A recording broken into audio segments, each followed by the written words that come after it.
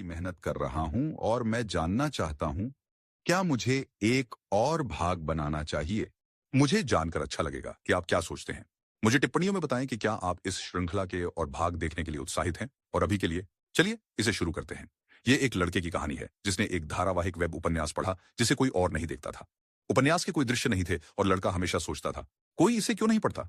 यह एक उत्कृष्ट कृति है। इसमें 3149 एपिसोड थे, लेकिन औसत व्यू काउंट सिर्फ 1.9 था। उसने सोचा, और कौन 3000 से अधिक एपिसोड वाली वेब नॉवेल पढ़ेगा। केवल उसने ही पढ़ा, और तब भी उसे अंतिम एपिसोड तक पहुंचने में 10 साल लग गए। उस समय उसे बिल्कुल भी अंदाजा नहीं था कि वह कहानी जिसे वह अकेले इतने सालों से पढ़ रहा था अचानक हकीकत बन जाएगी। ट्रेन में यात्रा करते समय वह हैरान रह जाता है जब अचानक राक्षस प्रकट हो जाते हैं। हर जगह बहुत विनाश हो रहा है। और जब उसने आखिरी एपिसोड पढ़ा तो उसे बिल्कुल भी अंदाजा नहीं था कि वह अकेला व्यक्ति होगा जिसे पता होगा कि दुनिया कैसे खत्म होगी। वह किताब में पंक्तियां पढ़ने को याद करता है। सर्वनाश से बचने के 3 तरीके हैं और सब कुछ धुंधला हो रहा है, अब अस्पष्ट हो रहा है। लेकिन एक बात निश्चित है, अगर वह इस किताब को पढ़ता है तो वह रहेगा। उसे एक सूचना मिलती है कि यह आखिरी एपिसोड है और वह सोचता है कि क्या यह वास्तव में अंत है। उसका नाम डोक्सा है, जिसका मतलब है कि वह अकेला बच्चा पाठक है। यही है कि वह खुद को दूसरों से कैसे परिचित कराता है। जब वह लोगों को बताता है कि वह डोक्सा है तो 10 में से 9 बार लोग उसे गलत समझते हैं। वे सोचते हैं कि वह इकलौता बच्चा है। वह स्पष्ट करता है कि उसका नाम डोक्सा है। उसके पिता ने उसे यह नाम दिया क्योंकि वे चाहते थे कि वह मजबूत और स्वतंत्र बने। हालांकि वह सोचता है कि उसका नाम एक अभिशाप है क्योंकि वह अपने पूरे जीवन में अकेला और अविवाहित रहा है। उसका नाम डोक्सा है और उसने एक तीसरे दर्जे के कॉलेज से स्नातक किया है। वर्तमान में वह एक बड़ी कंपनी की सहायक कंपनी में ठेकेदार के रूप में कार्यरत है। उसका शौक काम से घर लौटते समय मेट्रो में धारावाहिक वेब उपन्यास पढ़ना है। लेकिन आज की मेट्रो यात्रा किसी और दिन जैसी नहीं है। वह पूरी एकाग्रता के साथ उपन्यास पढ़ रहा है जब एचआर विभाग की एक लड़की जिसका नाम संघा है उसके पास आती है और कहती है कि इस एकाग्रता के साथ वह अपने फोन में खींच सकता है। उसे देखकर वह हैरान हो जाता है और वह पूछती है कि क्या वह घर जा रहा है। वह उसके साथ बैठती है, ये बताते हुए कि उसकी टीम मैनेजर एक व्यापार यात्रा पर है। वह उसे देखकर हैरान होता है, सोचता है कि वह विश्वास नहीं कर सकता कि वह संघा से मिला, जो काम पर सबसे लोकप्रिय लड़की है। वह उससे पूछता है कि क्या वह आमतौर पर मेट्रो से घर जाती है, ये सोचते हुए कि एचआर असिस्टेंट मैनेजर से लेकर फाइनेंस टीम मैनेजर तक उसे घर छोड़ने के लिए पुरुषों की एक लाइन है। वह उदास हो जाती है। उसे बताती है कि किसी ने उसकी साइकिल चुरा ली। वह पूछता है कि क्या वह काम पर साइकिल से आती जाती है और वह जवाब देती है कि वह हाल ही में बहुत ओवरटाइम कर रही है, इसलिए उसने सोचा कि वह व्यायाम कर सकती है और उसके कुछ व्यक्तिगत कारण भी हैं। डोक्सा सोचता है कि उसे करीब से देखकर उसे समझ में आता है कि सभी लड़के उसके लिए क्यों दीवाने हैं, लेकिन इनमें से कोई भी बात उसे प्रभावित नहीं करती और वे दोनों पूरी तरह से अलग जीवन जीते हैं। हालांकि संघा की वजह से आज की मेट्रो यात्रा अलग नहीं थी। उसने उसे स्पेनिश में कुछ अतिरिक्त पैसे उधार देने के लिए कहा। डोक्सा हंसता है और कहता है कि वह कड़ी मेहनत कर रही है। संघा पूछती है कि वह क्या पढ़ रहा है और वह यह देखकर हैरान होती है कि यह एक उपन्यास है। कहती है, तुम बस एक कोरियाई उपन्यास पढ़ रहे हो। वह प्रभावित होती है और कहती है कि उसे भी किताबें पसंद हैं, अपने पसंदीदा लेखकों का जिक्र करते हुए कि वे मुराकामी, हरारी और रेमंड कार्वर हैं। वह उससे पूछती है कि उसका पसंदीदा लेखक कौन है। वह सोचता है कि उसका शौक घर जाते समय मेट्रो में धारावाहिक वेब उपन्यास पढ़ना है। हालांकि उसे अपने शौक पर गर्व है। आज का दिन किसी और दिन जैसा नहीं है क्योंकि वह पिछले 10 वर्षों से 3 Ways to Survive the Apocalypse पढ़ रहा है और आज यह समाप्त हो रहा है। लोग सोच सकते हैं कि वह एक वेब उपन्यास के अंत को लेकर इतना हंगामा क्यों कर रहा है, लेकिन यह कहानी उसके लिए बहुत खास है। वह इस श्रृंखला को 8वीं कक्षा से पढ़ रहा है जब उसे स्कूल में तंग किया गया था। जब वह प्रवेश परीक्षाओं में असफल हो गया, एक तीसरे दर्जे के कॉलेज में पहुंच गया और जब दुर्भाग्य ने उसे सैन्य सेवा के दौरान अग्रिम पंक्ति में तैनात कर दिया। यहां तक कि अब भी एक अस्थिर अनुबंध कर्मचारी के रूप में कंपनी से कंपनी में जाते हुए उसने हमेशा इस किताब को पढ़ा है। यह कड़वा मीठा है। यह काल्पनिक दुनिया जिसे उसने इतने वर्षों तक फॉलो किया अब समाप्त हो रही है। आज का दिन है। कहानी का उपसंहार अपलोड किया जाएगा। यह एक भव्य धारावाहिक है जिसमें 349 एपिसोड शामिल हैं। एक 10 साल लंबी महाकाव्य यात्रा जो उसके किशोरावस्था के अंत में शुरू हुई और वयस्कता में समाप्त होती है। उसे विश्वास नहीं हो रहा कि यह श्रृंखला इतने लंबे समय तक चली, जबकि औसत दर्शक संख्या केवल 1 थी। पहले अध्याय के लगभग 1200 व्यूज थे, लेकिन 10वें अध्याय तक केवल 20 व्यूज रह गए और 50वें अध्याय तक संख्या घटकर 12 हो गई। आखिरकार यह एक कहानी थी जो उसके लिए और केवल उसके लिए लिखी गई थी, क्योंकि वह अकेला पाठक बचा था। वह लेखक को दान देना चाहता था, लेकिन उसके लिए गुजारा करना ही मुश्किल था। इसलिए उसने लेखक को टिप्पणी लिखकर धन्यवाद दिया। उन्होंने दूसरों को भी इस श्रृंखला की सिफारिश करने की कोशिश की, लेकिन उन्होंने उनकी आलोचना की। संघा फिर से उसे कॉल करती है, यह पूछने के लिए कि वह कौन सी कहानी पढ़ रहा है, लेकिन वह विषय बदल देता है। कहता है कि कंपनी में काम शुरू किए हुए 1 साल हो गया है, पिछले साल इसी समय के आसपास। वे बात करना शुरू करते हैं और डॉक्टर कहता है, ऐसा लगता है जैसे यह कल की ही बात हो, ये उल्लेख करते हुए कि उनके अनुबंध जल्द ही समाप्त हो रहे हैं। वह शर्मिंदा है क्योंकि सांघा को हाल ही में उसकी मेहनत के कारण पूर्णकालिक कर्मचारी के रूप में पदोन्नत किया गया था। वह देर से बधाई देने के लिए माफी मांगता है, सोचता है कि वह इसे स्वीकार नहीं करना चाहता, लेकिन सांघा बहुत कूल है। अगर वे किसी उपन्यास के पात्र होते तो वह नायिका होती। उसने कभी कोशिश नहीं की, लेकिन संघा ने अपनी पूरी कोशिश की। जब वह वेब उपन्यास पढ़ता था, संघा पढ़ाई करती थी, इसलिए इसमें कोई आश्चर्य नहीं कि वह पूर्णकालिक कर्मचारी बन गई, जबकि वह नहीं बन सका। अचानक वह उसे उस ऐप का नाम बताने की पेशकश करती है जिसका वह विदेशी भाषाएं सीखने के लिए उपयोग करती है।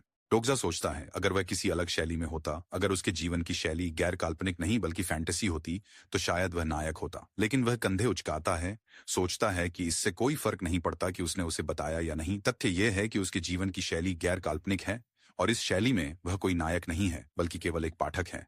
वह सांघा से कहता है कि वह अपनी खुद की जिंदगी जीना चाहता है और वह उसके शब्दों से प्रभावित लगती है। वह जोर से कहती है कि वह भी अपनी जिंदगी जीना चाहती है और उसकी तरह अपनी जिंदगी को पूरी तरह जीने की कोशिश करेगी। डॉक्जा सोचता है, कम से कम इससे वह बोलना बंद कर देती है। अचानक उसे एक श्रृंखला के लेखक से धन्यवाद संदेश। लेखक उसे फिर से संदेश भेजता है, पूछता है कि क्या वह TWSA का पाठक है। उसे बताता है कि वह उसकी वजह से अपनी कहानी पूरी कर सका और एक प्रतियोगिता में पुरस्कार भी जीता। डॉक्जा हैरान है कि TWSA एक प्रतियोगिता में था और लेखक उसे बताता है कि यह जल्द ही सशुल्क सामग्री बन जाएगा। लेखक विशेष उपहार भेजने की पेशकश करता है, आभार स्वरूप उसका ईमेल मांगता है। डॉक्जा आश्चर्यचकित होता है और उसे बताता है कि वह उसकी वजह से अपनी कहानी प्रकाशित कर सका। डॉक्जा उम्मीद करता है कि यह अच्छा होगा अगर यह $50 का गिफ्ट कार्ड हो। कुछ समय बाद उसे एक ईमेल मिलता है कि TWSA शाम 7 बजे से पेड कंटेंट बन जाएगा। अभी 6:55 बजे हैं, जिसका मतलब है कि उसके पास 5 मिनट बचे हैं। इस बीच जब वे पेड कंटेंट बन जाते हैं तो वे बिना पूर्व सूचना के सीरियल्स हटा देते हैं और वह सोचता है कि 5 मिनट बाद क्या होगा। जल्द ही सब कुछ अंधेरा हो जाता है और बाहर आग की बड़ी आवाज होती है। लोग सोचते हैं कि यह एक आतंकवादी हमला हो सकता है और जब वे एक बुरे राक्षस की आवाज सुनते हैं तो डर जाते हैं। संघा ने डोक्जा से पूछा कि वह क्या सोचता है कि बाहर क्या हो रहा है, जबकि वह अपने फोन को देख रहा है क्योंकि यह 7 बजे हैं।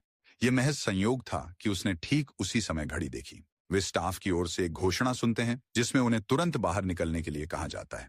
संघा उससे पूछती है क्या हो रहा है, लेकिन अचानक तेज गरज की आवाज और एक सूचना आती है, 8612 ग्रह प्रणाली की मुफ्त सेवा समाप्त हो गई है। मुख्य परिदृश्य अब शुरू होगा। और उसी क्षण उसके जीवन की शैली बदल गई। आकाश में डोक्काबी नामक एक प्राणी प्रकट हुआ और जैसे ही वह प्राणी दिखाई दिया, किसी ने आश्चर्य से चिल्लाया। डोक्जा को नहीं पता था कि वह वाक्य उस समय उसके दिमाग में क्यों आया, लेकिन अचानक मेट्रो रुक गई और पूरा केबिन अंधेरे में डूब गया। एक बहुत ही परिचित कहानी की शुरुआती पंक्तियां उसके दिमाग में आती रहीं, लेकिन उसे लगता है कि इसका कोई मतलब नहीं बनता। इस बीच संगा डोक्काबी शब्द फुसफुसाती है और डोक्जा को लगता है कि यह सच नहीं हो सकता, कि यह पूरी तरह से असंभव है। उसे याद आता है कि उसने पहले अध्याय में पढ़ी पंक्तियां कि एक पुआल का वस्त्र पहने एक मुलायम प्राणी हवा में तैर रहा था, लेकिन जल्द ही वह यह देखकर चौंक जाता है कि वहां एक छोटा प्राणी जिसका नाम डोक्काबी है प्रकट होता है। हर कोई उस प्राणी को हैरानी से देख रहा है और डोक्जा सोचता है कि कल्पना और वास्तविकता एक दूसरे में मिल रही है। उसी समय डोक्काबी कुछ कहता है, लेकिन वह एक अलग भाषा में बोलता है और हर कोई सोचता है कि वह क्या कह रहा है। कोई नहीं जानता कि क्या हो रहा है सिवाय उसके। वह जानता है कि यह चीज निश्चित रूप से एक दोई है। दोई TWSA के उद्घाटन अनुच्छेद में प्रकट हुआ था और इस प्राणी ने कहानी में हजारों अध्यायों तक चलने वाली त्रासदी की घोषणा की थी। वह सोचता है कि वही डोक्का भी उसके सामने कैसे हो सकता है। संघा सोचती है कि यह स्पेनिश बोल रहा है और पूछती है कि क्या उसे इससे बात करने की कोशिश करनी चाहिए। वह उसका मजाक उड़ाता है, कहता है तुम्हें तो यह भी नहीं पता कि वह चीज क्या है, क्या तुम मुझसे उधार मांगने जा रहे हो। इस बीच डोक्का भी अंग्रेजी में बोलता है, क्या अब तुम मुझे सुन सकते हो। और अचानक एक भाषा पैच होता है। एक लड़का उससे पूछता है, तुम क्या कर रहे हो, क्या तुम कोई फिल्म बना रहे हो। और डोक्का भी कहता है, मुझे और शोध करना चाहिए था। किसी ने मुझसे कहा था कि अगर मैं शाम के लगभग 7 बजे पे वॉल लगाऊं तो मेरे पास सबसे ज्यादा ग्राहक होंगे। फिर वह सभी से बात करना बंद करने और उसे सुनने के लिए कहता है, यह कहते हुए कि उसके पास उन्हें बताने के लिए कुछ बहुत महत्वपूर्ण है। लोग बहस करने लगते हैं, पूछते हैं आप हमें कैसे मुआवजा देंगे और आप हमारी सहमति के बिना यह नहीं कर सकते। एक छोटा लड़का अपनी मां को बुलाता है और पूछता है कि क्या यह एक कार्टून है, जबकि डोक्जा को ठीक ठीक पता है कि कहानी कैसे चलती है। वह सांग को कहता है कि हिले नहीं, जबकि डोक्का भी चिल्लाता है, तुम सब बहुत शोर कर रहे हो। वह गुस्से में लोगों को घूरता है और उन्हें चुप रहने के लिए चिल्लाता है। इसी बीच एक लड़के का सिर फट जाता है और वह सबके सामने मर जाता है। डोक्का भी उन्हें एक एक करके मारना शुरू कर देता है और कहता है ये कोई फिल्म नहीं है और ये कोई सपना नहीं है। एक डोक्का भी उन्हें एक एक करके मारना शुरू कर देता है और कहता है, यह कोई फिल्म नहीं है और यह कोई सपना नहीं है, यह वास्तविकता है और आप सभी इसका हिस्सा हैं। डोकजा इसे मानने से नफरत करता है, लेकिन यह सच है। उसका संदेह और अविश्वास धीरे धीरे मिटने लगता है। फर्श जल्दी ही खून से रंग जाता है और डोक्का भी कहता है, आप सभी ने अब तक काफी आरामदायक जीवन जिया है। आप सांस ले सकते थे, खा सकते थे, मल त्याग कर सकते थे और बिना कोई कीमत चुकाए प्रजनन कर सकते थे। आप सभी ने विशेष अधिकार प्राप्त जीवन जिया है, लेकिन अब यह खत्म हो गया है क्योंकि कुछ भी मुफ्त नहीं है। लोग बहुत डरे हुए हैं, पूछ रहे हैं कि क्या वह उनसे पैसे चाहता है। वित्त टीम के श्रीहान उसका सामना करते हुए कहते हैं, अगर तुम्हें पैसे चाहिए तो मैं तुम्हें जितना चाहो उतना दूंगा। तुम्हें कितने चाहिए? डोकजा पूछता है, क्या तुम उसे अपने पैसे दे रहे हो? श्रीहान कहते हैं कि वह डोक्काबी को जितना पैसा चाहिए उतना दे सकते हैं, अगर वह उन्हें जाने दे। डोक्का भी मुस्कुराते हुए कहता है, पैसा अच्छा है। यह एक वस्तु है जो मनुष्यों के बीच आंतरिक विषयगत सहमति को दर्शाती है। लेकिन फिर वह अपना हाथ हिलाता है और श्रीहान के कार्ड को टुकड़ों में फाड़ देता है, यह कहते हुए कि पैसा केवल उनके अंतरिक्ष समय की सीमाओं के भीतर ही मान्य है और कागज का मैक्रोस्कोपिक आयाम में कोई मूल्य नहीं है। वह चेतावनी देता है, अगर तुमने फिर से ऐसा किया तो मैं तुम्हारा सिर उड़ा दूंगा। वह कहता है कि बातचीत के लिए समय नहीं है। उनका कर्ज बढ़ता जा रहा है जब वे बात कर रहे हैं और उन्हें खुद पैसे कमाने के लिए कहता है। वह उनके सिर के ऊपर से गुजरते हुए कहता है, चैनल 7623 खुल गया है और नक्षत्र अब प्रवेश कर रहे हैं। सभी के सामने एक छोटा स्थिति विंडो दिखाई देता है और डोकजा यह देखकर चौंक जाता है कि उसके सामने भी एक है। उस पर एक पंक्ति लिखी है, मुख्य परिदृश्य आ गया है। अपनी कीमत साबित करें एक या अधिक जीवित जीवों को मारकर। समय सीमा 30 मिनट। डोक्का भी सभी को शुभकामनाएं देता है। हंसते हुए कहता है कि वह एक दिलचस्प कहानी देखने की उम्मीद करता है। वह गायब हो जाता है, लोगों को डर और सदमे की स्थिति में छोड़कर। उसके बाद सांगा पुलिस को फोन करने की कोशिश करती है, लेकिन वे फोन नहीं उठा रहे हैं। डोकजा उससे शांत रहने के लिए कहता है। वह पूछता है कि क्या उसने उस खेल को खेला है जिस पर विकास टीम काम कर रही है, वह जिसमें केवल कुछ लोग ही सर्वनाश से बचते हैं। वह आश्चर्य से पूछती है, इसका किसी चीज से क्या लेना देना है? वह उसे बताता है, हम अब उस खेल का हिस्सा हैं। हर खेल के नियम होते हैं, हमें बस उनका पालन करना है। हमें बस यह पता लगाना है कि वे नियम क्या हैं। फिर वह वर्तमान स्थिति का निरीक्षण करता है, एक खिलौना एंटेना के साथ और मेट्रो गुफा में मृत शरीर। ऑफिस के कर्मचारी खून से लथपथ कांप रहे हैं और एक बूढ़ी औरत अपनी सीट पर जोर से प्रार्थना कर रही है। उसे अब भी विश्वास नहीं हो रहा कि यह सच में हो रहा है, लेकिन वह इसे अब और नकार नहीं सकता। अब उसे इसे स्वीकार करना ही होगा। उसे नहीं पता क्यों, लेकिन यह स्पष्ट है कि TWSA, जिसे वह 10 साल से पढ़ रहा है, उसकी आंखों के सामने जीवंत हो रहा है। वह एक गहरी सांस लेता है और सोचता है कि जीवित रहने के लिए उसे क्या करना चाहिए। उसे अपने सामने की स्थिति विंडो याद आती है, जहां उसे अपनी कीमत साबित करने के लिए एक या अधिक जीवित जीवों को मारना होगा। इस बीच एक लड़का सभी को बुलाता है और उनसे शांत होने और जो वे कर रहे हैं उसे रोकने के लिए कहता है। वह कहता है, यह एक राष्ट्रीय आपातकाल है और यहां तक कि एक छोटी सी हलचल भी भारी हताहतों का कारण बन सकती है। तेज सेंस, तो अब से मैं इस स्थिति की जिम्मेदारी लूंगा। लोग उसकी बात सुनने से इनकार करते हैं और पूछते हैं, तुम कौन हो और हम तुम्हारी बात क्यों माने? वह खुद को यूनिट 65 और 02 में एक सेना लेफ्टिनेंट के रूप में परिचय देता है। डोकजा को आश्चर्य होता है कि वहां सेना का एक आदमी है। लेफ्टिनेंट को अभी अभी अपनी यूनिट से एक संदेश मिला है जिसमें उसे जल्द से जल्द लौटने के लिए कहा गया है। एक आदमी पूछता है, क्या हो रहा है? लेफ्टिनेंट जवाब देते हैं कि वह सेना के बेस से संपर्क करने की कोशिश कर रहे हैं, लेकिन एक सैनिक के रूप में उनके पास सीधे ब्लू हाउस से संपर्क करने की अनुमति नहीं है। डोकजा को पहले से ही पता था कि यह एक राष्ट्रीय आपातकाल बन जाएगा, इसलिए वह आश्चर्यचकित नहीं था, लेकिन कुछ और ने उसे चौंका दिया। उसे लगता है कि वह लेफ्टिनेंट होंगली को जानता है। हालांकि उसने उसे कभी व्यक्तिगत रूप से नहीं देखा है, वह उसे नाम से जानता है। उसका असली परिचय स्टील ब्लेड होंग सांगली के रूप में है, दक्षिण कोरिया सेना के लेफ्टिनेंट, और वह TWSA में सहायक पात्रों में से एक थे। उसके लिए यह विश्वास करना कठिन है कि TWSA का एक पात्र वास्तव में प्रकट हुआ है। वह सोचता है कि क्या हांग सांग को मूल कहानी में इसी तरह पेश किया गया था, लेकिन वह निश्चित है कि ली पहली बार इस तरह प्रकट नहीं हुए थे। वह मूल रूप से पहले परिदृश्य के बाद प्रकट हुआ और सोचने लगा कि वहां क्या हो रहा था। वह सोचता है, अगर मैं इसे फिर से पढ़ सकता तो मुझे पता होता कि क्या हो रहा है। अचानक एक लड़का चिल्लाता है और उन्हें सूचित करता है कि प्रधानमंत्री भाषण दे रहे हैं, जिसका मतलब है कि यह वास्तव में एक स्तर एक राष्ट्रीय आपातकाल है। लड़का घोषणा करता है कि सियोल में अज्ञात आतंकवादी हमलों की रिपोर्टें आई हैं, साथ ही देश के कई अन्य क्षेत्रों में भी। सरकार इन हमलों का मुकाबला करने के लिए सभी आवश्यक साधनों का उपयोग करेगी। और डोकजा को याद है कि यह भी कहानी में था। यह मानना आसान होगा कि वे आतंकवादी हमले के अधीन हैं। लोग सोचते हैं कि प्रधानमंत्री यह भाषण क्यों दे रहे हैं और राष्ट्रपति को क्या हुआ। यह खुलासा हुआ है कि राष्ट्रपति की मृत्यु आतंकवादी हमले के कारण हुई है। दूसरों को लगता है कि यह सिर्फ एक अफवाह है, लेकिन डोकजा जानता है कि यह अफवाह नहीं है, क्योंकि जल्द ही प्रधानमंत्री भी मर जाएगा। अचानक एक और हमला होता है और प्रधानमंत्री सभी के सामने अपने लाइव प्रसारण के दौरान मर जाता है। डोक्का भी प्रकट होता है और कहता है कि उसने पहले ही सबको बता दिया है कि यह मजाक नहीं है। वह कहता है कि लोगों ने उसे गंभीरता से नहीं लिया है और वे अभी कोई खेल नहीं खेल रहे हैं।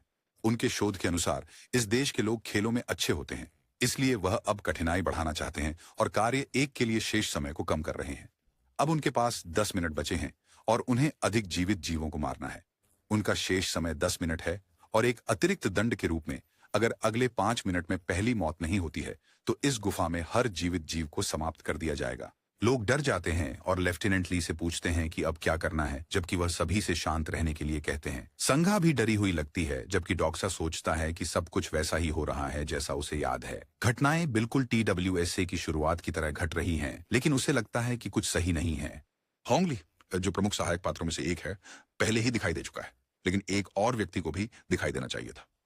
अगर उसे सही से याद है तो वह व्यक्ति अब किसी भी क्षण प्रकट होना चाहिए। अचानक वे सुनते हैं कि उनके पीछे की गुफा में किसी की हत्या हो गई है। वे दरवाजा खोलने की कोशिश करते हैं, लेकिन वह इतनी रोशनी के साथ टूटता है और उन्हें पता चलता है कि दरवाजे के सामने एक अदृश्य दीवार है। वे डोक्काबी की आवाज सुनते हैं जो कहती है कि जब तक परिदृश्य पूरा नहीं होता कोई भी गुफा में प्रवेश या बाहर नहीं जा सकता। वह दावा करता है कि कुछ गुफाओं के लिए यह दिलचस्प हो रहा है, जबकि अन्य ने अभी तक शुरू भी नहीं किया है, और कहता है कि वह उन्हें थोड़ा झटका देगा ताकि काम शुरू हो सके। वह उन्हें दिखाएगा कि अगर वे अगले 5 मिनट के भीतर कार्रवाई नहीं करते हैं तो क्या होगा। वह उन्हें टोंगू गर्ल्स हाई स्कूल के छात्रों का एक वीडियो दिखाता है जो अचानक सभी मर जाते हैं क्योंकि उनकी समय सीमा समाप्त हो गई है।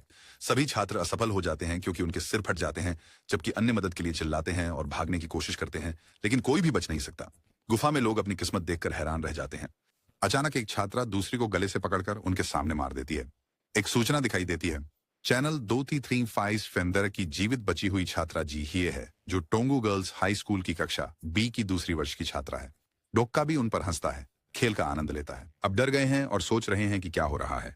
सांगा और डॉक्सा भी डरे हुए हैं और वह अभी भी किसी के आने और उन्हें बचाने का इंतजार कर रहा है। उसे लगता है कि जिन घटनाओं से वह परिचित है और जिनके बारे में उसे पता भी नहीं था कि वे कहानी का हिस्सा हैं, वे एक साथ हो रही हैं। वह कहानी को फिर से पढ़ने के लिए खोजने की कोशिश करता है, लेकिन कोई परिणाम नहीं मिलता। वह सोचता है यह श्रृंखला तो लोकप्रिय भी नहीं है, इसलिए यह संदेहास्पद है कि किसी ने इसे अवैध रूप से साझा करने की कोशिश की होगी।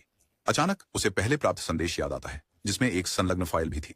वह यह देखकर चौंक जाता है कि उसे सभी फाइलों को सहेजने का विकल्प मिलता है। वह अपनी आंखें मलता है, सोचता है कि वह सपना देख रहा है, लेकिन यह वास्तविक है।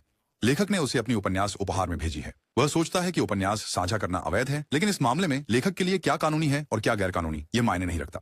इस बीच स्थिति विंडो को अपडेट किया गया है, जिसमें कहा गया है कि प्रत्येक TWSA उत्तरजीवी को एक विशेष गुण और उस गुण से जुड़ी एक कौशल प्राप्त होती है।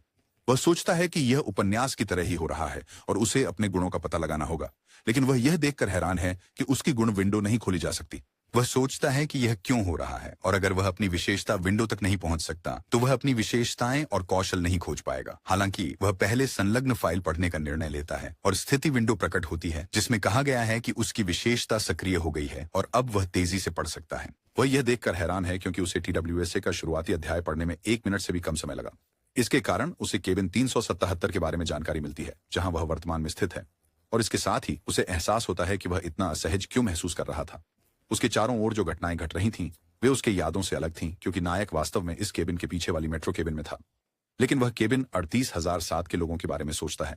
कहानी में सांगा उसे फोन करती है और पूछती है कि क्या उन्हें रोकने की कोशिश करनी चाहिए, जबकि वह सबवे केबिन 88,007 में हो रहे अराजकता और भ्रम को देखता है। वह सोचता है कि शायद उनके लिए बहुत देर हो चुकी है, क्योंकि उस केबिन में केवल 2 लोग ही बचेंगे। कुछ समय बाद एक और लड़का जिसका नाम नून किम है, एक आदमी को पकड़ता है और उसे मार देता है, और डॉक्सा जानता है कि वे दोनों लोग कौन हैं। संघा उसे लोगों को मारते हुए देखकर हैरान है और डॉक्सा सोचता है कि शायद वह मर जाएगी। केवल होंगली और नून किम बचेंगे और इस केबिन में सभी मर जाएंगे, जिसमें वह भी शामिल है।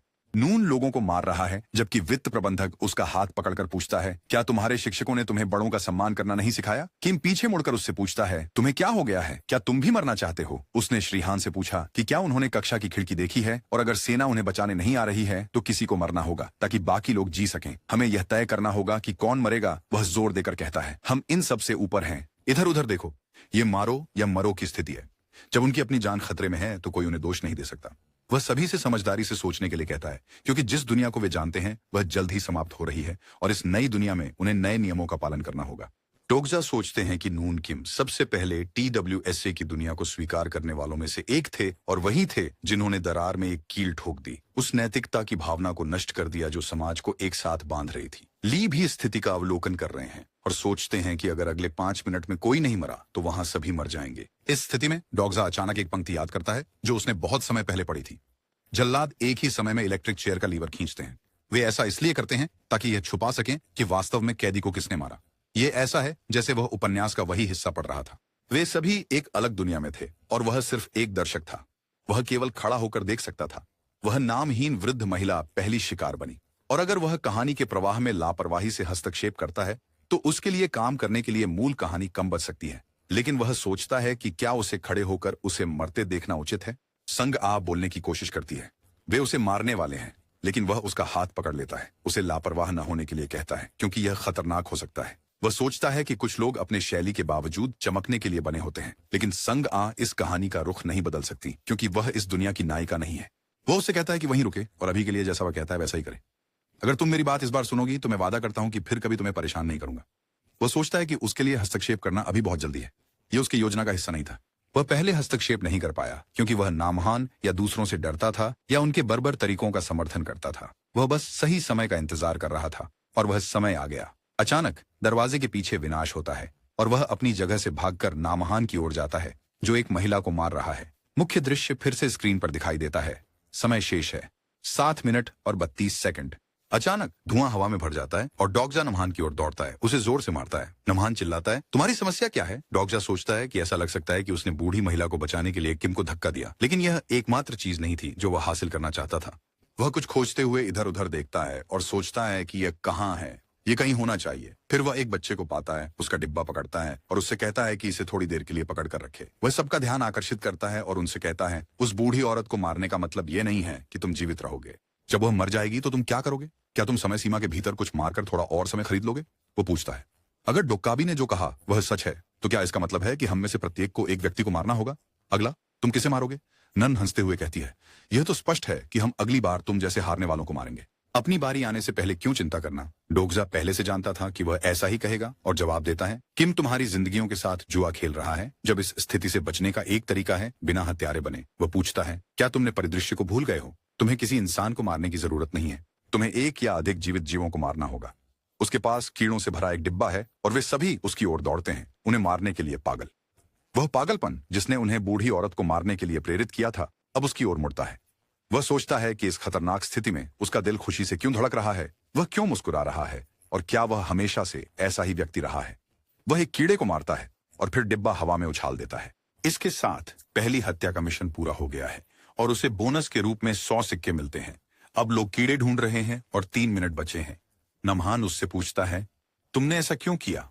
तुम बस कीड़े सौंप सकते थे। डॉग्जा जवाब देता है, डिब्बे में केवल 3 कीड़े बचे थे। किम हंसता है और कहता है, तुमने उन्हें इसलिए फेंका क्योंकि हम सब नहीं जी सकते। कोई भी सही दिमाग वाला व्यक्ति इस तरह की बेवकूफी भरी वजह के लिए ऐसा नहीं करेगा। ईमानदार रहो, तुम चाहते हो कि हम अपनी जान के लिए लड़ें। डॉग्जा सोचता है कि किम निर्दयी और उग्र है और ऐसी स्थितियों का आनंद लेता है। वह अपने चरित्र प्रोफाइल को सक्रिय करता है और अब किम के गुणों को जानता है। TWSA के अधिकांश नुकीले किशोर उस दुस्वप्न को नहीं संभाल सके जो वास्तविकता बन गया और आत्महत्या कर ली, लेकिन नन किम अलग थी। बाद में उसे एक उपनाम दिया गया, भ्रमित दानव।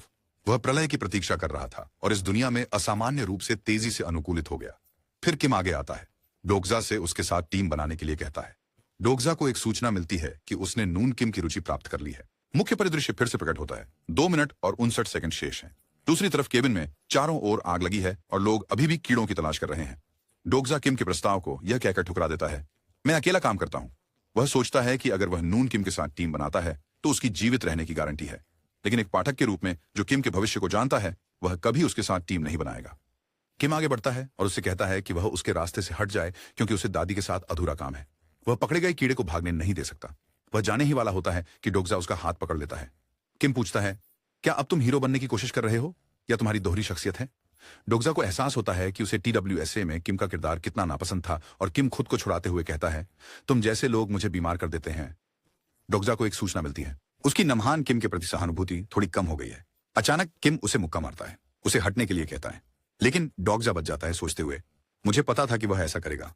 किम फिर से उस पर हमला करने की कोशिश करता है और इस बार डोग्जा नहीं बच पाता। ये समझते हुए कि यह एज लॉर्ड विशेषता की कौशल है, किम अपनी कौशल ग्रिमडार्क अवेकनिंग स्तर 1 को सक्रिय करता है और उस पर हमला करने की कोशिश करता है, लेकिन डॉगजा साइड में जाकर फिर से बच जाता है। किम अपने नए कौशल का आनंद लेते हुए कहता है, मैं बहुत ताकतवर हूँ। डॉगजा सोचता है, इसीलिए नायक ने उसे भर्ती किया। यहाँ तक कि एक मनोरोगी के रूप में भी वह उपयोगी है। डॉगजा की नून किम की समझ बढ़ गई है और वह सोचता है कि उसे भी अपनी कौशल का उपयोग करना चाहिए। वह अपनी व्यक्तिगत कौशल सर्वज्ञ पाठक का दृष्टिकोण स्तर 1 को अनलॉक करता है और सोचता है कि यह कौशल क्या है। किम बार बार उस पर हमला करने की कोशिश करता है, लेकिन डॉगजा हर हमले से बच जाता है। किम गुस्से में पूछता है, तुम क्यों नहीं लग रहे हो? डॉगजा सोचता है, वह मुझे नहीं हरा पाएगा, चाहे वह कितनी भी कोशिश कर ले। किम उसके चेहरे पर मुक्का मारने की कोशिश करता है, लेकिन डॉगजा फिर से बच जाता है। जैसे ही उसकी दूसरी क्षमता सर्वज्ञ पाठक का दृष्टिकोण सक्रिय होता है, उसे किम की चालें पता चल जाती हैं, जैसे वह उसके मन को पढ़ रहा हो। किम उसे जमीन पर धकेलता है और गुस्से में हमला करने के लिए दौड़ता है। डॉगजा सोचता है, मैं केवल उसके हमलों से बच सकता हूँ, पलटवार करना असंभव है।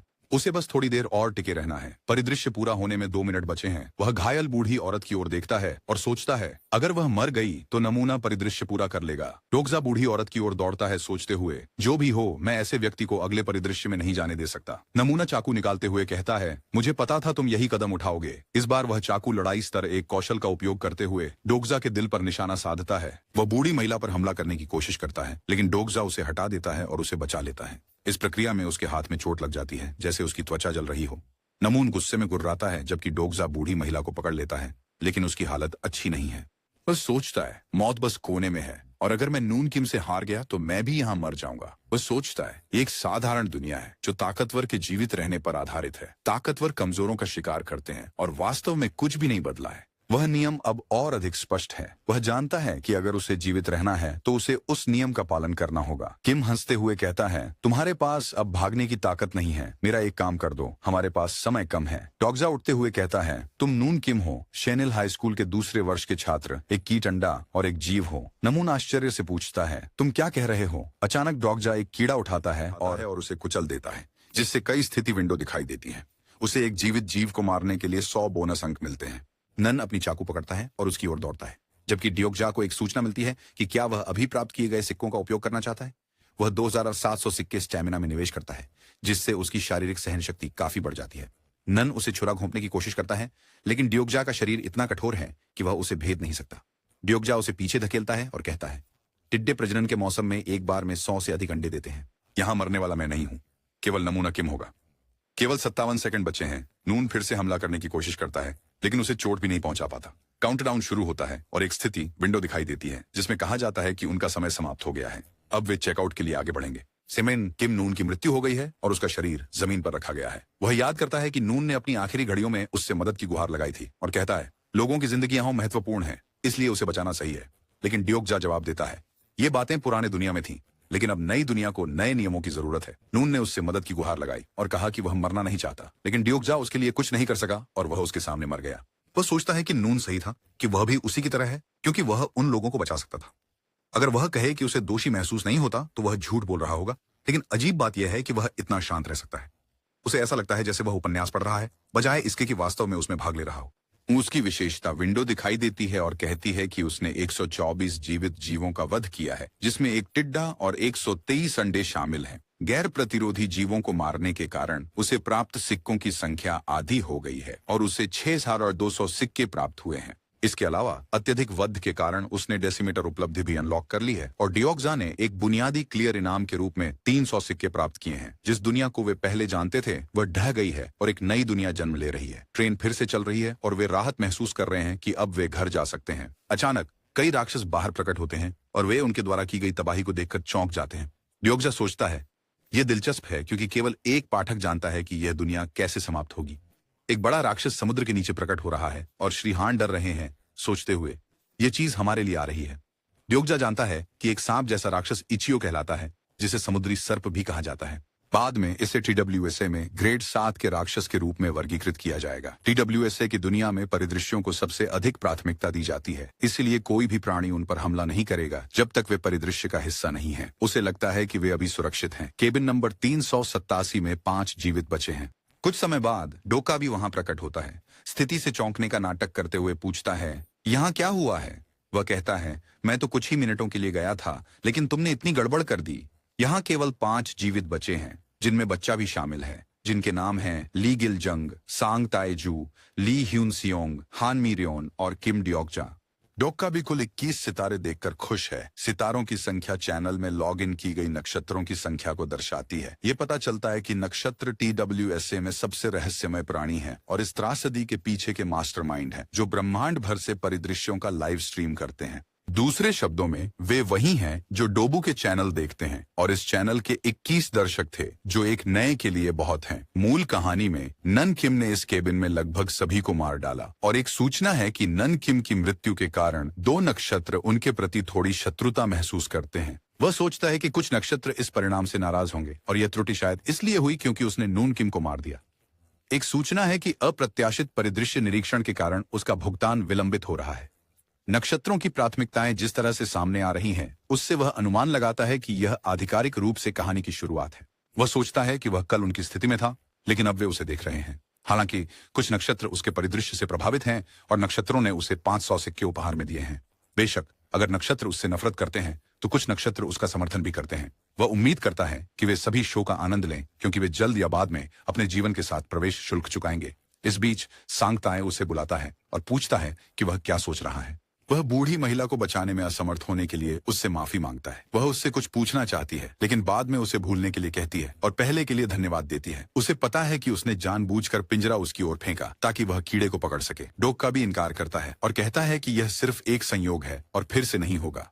वह नहीं जानता कि वह क्या सोच रही है, लेकिन वह इस अराजकता में जीवित रहने के लिए काफी समझदार है और शायद समझती है कि वह क्या कहता है। उसकी पसंद के कारण कुछ लोग जीवित रहे जबकि कुछ मर गए, और वह उन लोगों की कृतज्ञता का हकदार नहीं है जो जीवित रहे। डियोक्जा हंसती है और कहती है कि कई जीवित बचे हैं और उनके लिए तारामंडलों का धन्यवाद करती है। 21 तारामंडल उसके चैनल को देख रहे हैं। डियोक्जा सोचता है कि 5 जीवित बचे हैं, जो उसकी अपेक्षा से अधिक हैं। उसे उम्मीद थी कि होनान ली जीवित रहेगा क्योंकि वह मजबूत और एक एथलीट था। दूसरा जीवित बचा बच्चा गिलोंगली है, और उसने उसे कीड़ा उसकी इच्छा के कारण दिया क्योंकि वह कहानी का असली नायक था। वह बच्चे को बुलाता है, उससे पूछता है कि क्या वह जीना चाहता है और उससे उसके साथ टीम बनाने के लिए कहता है। उसे सूचित किया जाता है कि कुछ नक्षत्र उसके अच्छे काम से प्रभावित हैं और उन्होंने उसे 200 सिक्के उपहार में दिए हैं।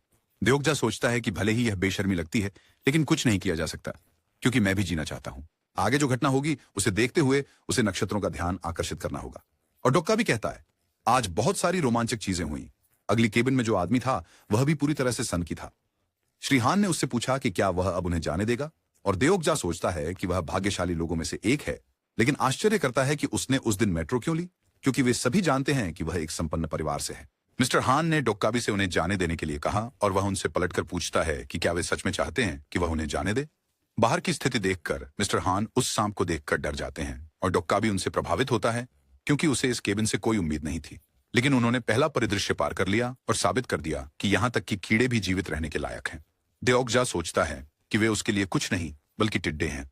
डोक्का भी कहता है, हर कठिनाई का एक इनाम होता है, और पहले परिदृश्य का इनाम यह है कि अब वे नक्षत्रों द्वारा प्रायोजित होने के लिए योग्य हैं। वे उसे जवाब नहीं देते, और डोक्का भी उनसे पूछता है कि वे इतने उत्साहित क्यों नहीं लग रहे हैं। डोक्जा सोचता है कि वह अकेला व्यक्ति है जो जानता है कि नक्षत्र या प्रायोजक क्या है, और डोक्का भी कहता है कि वे सभी बहुत कमजोर हैं। यदि वे इस स्थिति में अगले परिदृश्य में जाते हैं तो उन्हें एक कमजोर भूमि चूहे द्वारा मार दिया जाएगा। लेकिन इस दुनिया में महान प्राणी हैं जो उन पर दया करते हैं और उन्हें प्रायोजित करना चाहते हैं। ली पूछता है कि उन्हें प्रायोजित करने का क्या मतलब है, और डोक्का भी कहता है कि इसे फिर से समझाने का कोई मतलब नहीं है। वह उनकी विशेषताओं की खिड़कियां खोलता है और उन्हें कुछ दिखाता है। उनसे एक नक्षत्र चुनने के लिए कहा गया है, और चुना गया नक्षत्र उनके विश्वसनीय प्रायोजक होंगे। संका डोग्या को बुलाती है और बताती है कि अचानक 2 अजीब विकल्प सामने आ गए हैं, और वह जवाब देता है कि उसे कुछ नहीं पता और उसे इसे एक योग्यता परीक्षा के रूप में सोचना होगा। वह सोचता है कि वह भाग्यशाली है कि उसे 2 प्रायोजन की पेशकश की गई है जो उन्हें समर्थन प्रदान करते हैं। वे नक्षत्र हैं, और अब प्रायोजक चयन, जो TWSA के मुख्य आयोजनों में से एक है, शुरू हो गया है। ये पता चलता है कि प्रायोजक चयन एक प्रणाली है जिसमें नक्षत्र, जो उन्हें डू आइज चैनलों के माध्यम से देखते हैं, एक मानव को चुनते हैं जो उन्हें पसंद आता है और उन्हें अपना अवतार बनाकर प्रायोजित करते हैं। उनके मामले में 4 नक्षत्र उन्हें अपना अवतार बनाकर प्रायोजित करना चाहते हैं, लेकिन वे कभी अपने असली नाम प्रकट नहीं करते। ये देखते हुए कि TWSA के नायक के पास शुरू में 5 विकल्प थे, 4 कोई छोटी संख्या नहीं है। उनके उपनामों में दिए गए संकेतों का उपयोग करके, जैसे कि एबिसल, डेमन और गार्डन, उन्हें खुद उनकी पहचान का अनुमान लगाना होगा। वह पहले एबिसल ब्लैक फ्लेम ड्रैगन को देखने का निर्णय लेता है और वह एक शक्तिशाली प्राणी है जो ब्लैक क्लाउड नामक नक्षत्र समूह का नेतृत्व करता है। उसे याद है कि उसका असली नाम काफी लंबा है और इस प्रायोजक के अवतार को उनकी शक्ति स्तर में अतिरिक्त बढ़ावा मिलता है। शुरुआती परिदृश्यों में सहन शक्ति और ताकत महत्वपूर्ण होते हैं, इसलिए उसे अपने प्रायोजक के रूप में चुनना समझदारी होगी। जितना अधिक वे नक्षत्र की शक्ति का उपयोग करते हैं, उतना ही वे अपनी इंद्रियों को खो देते हैं और अंततः एक मनोरोगी हत्यारे बन जाते हैं।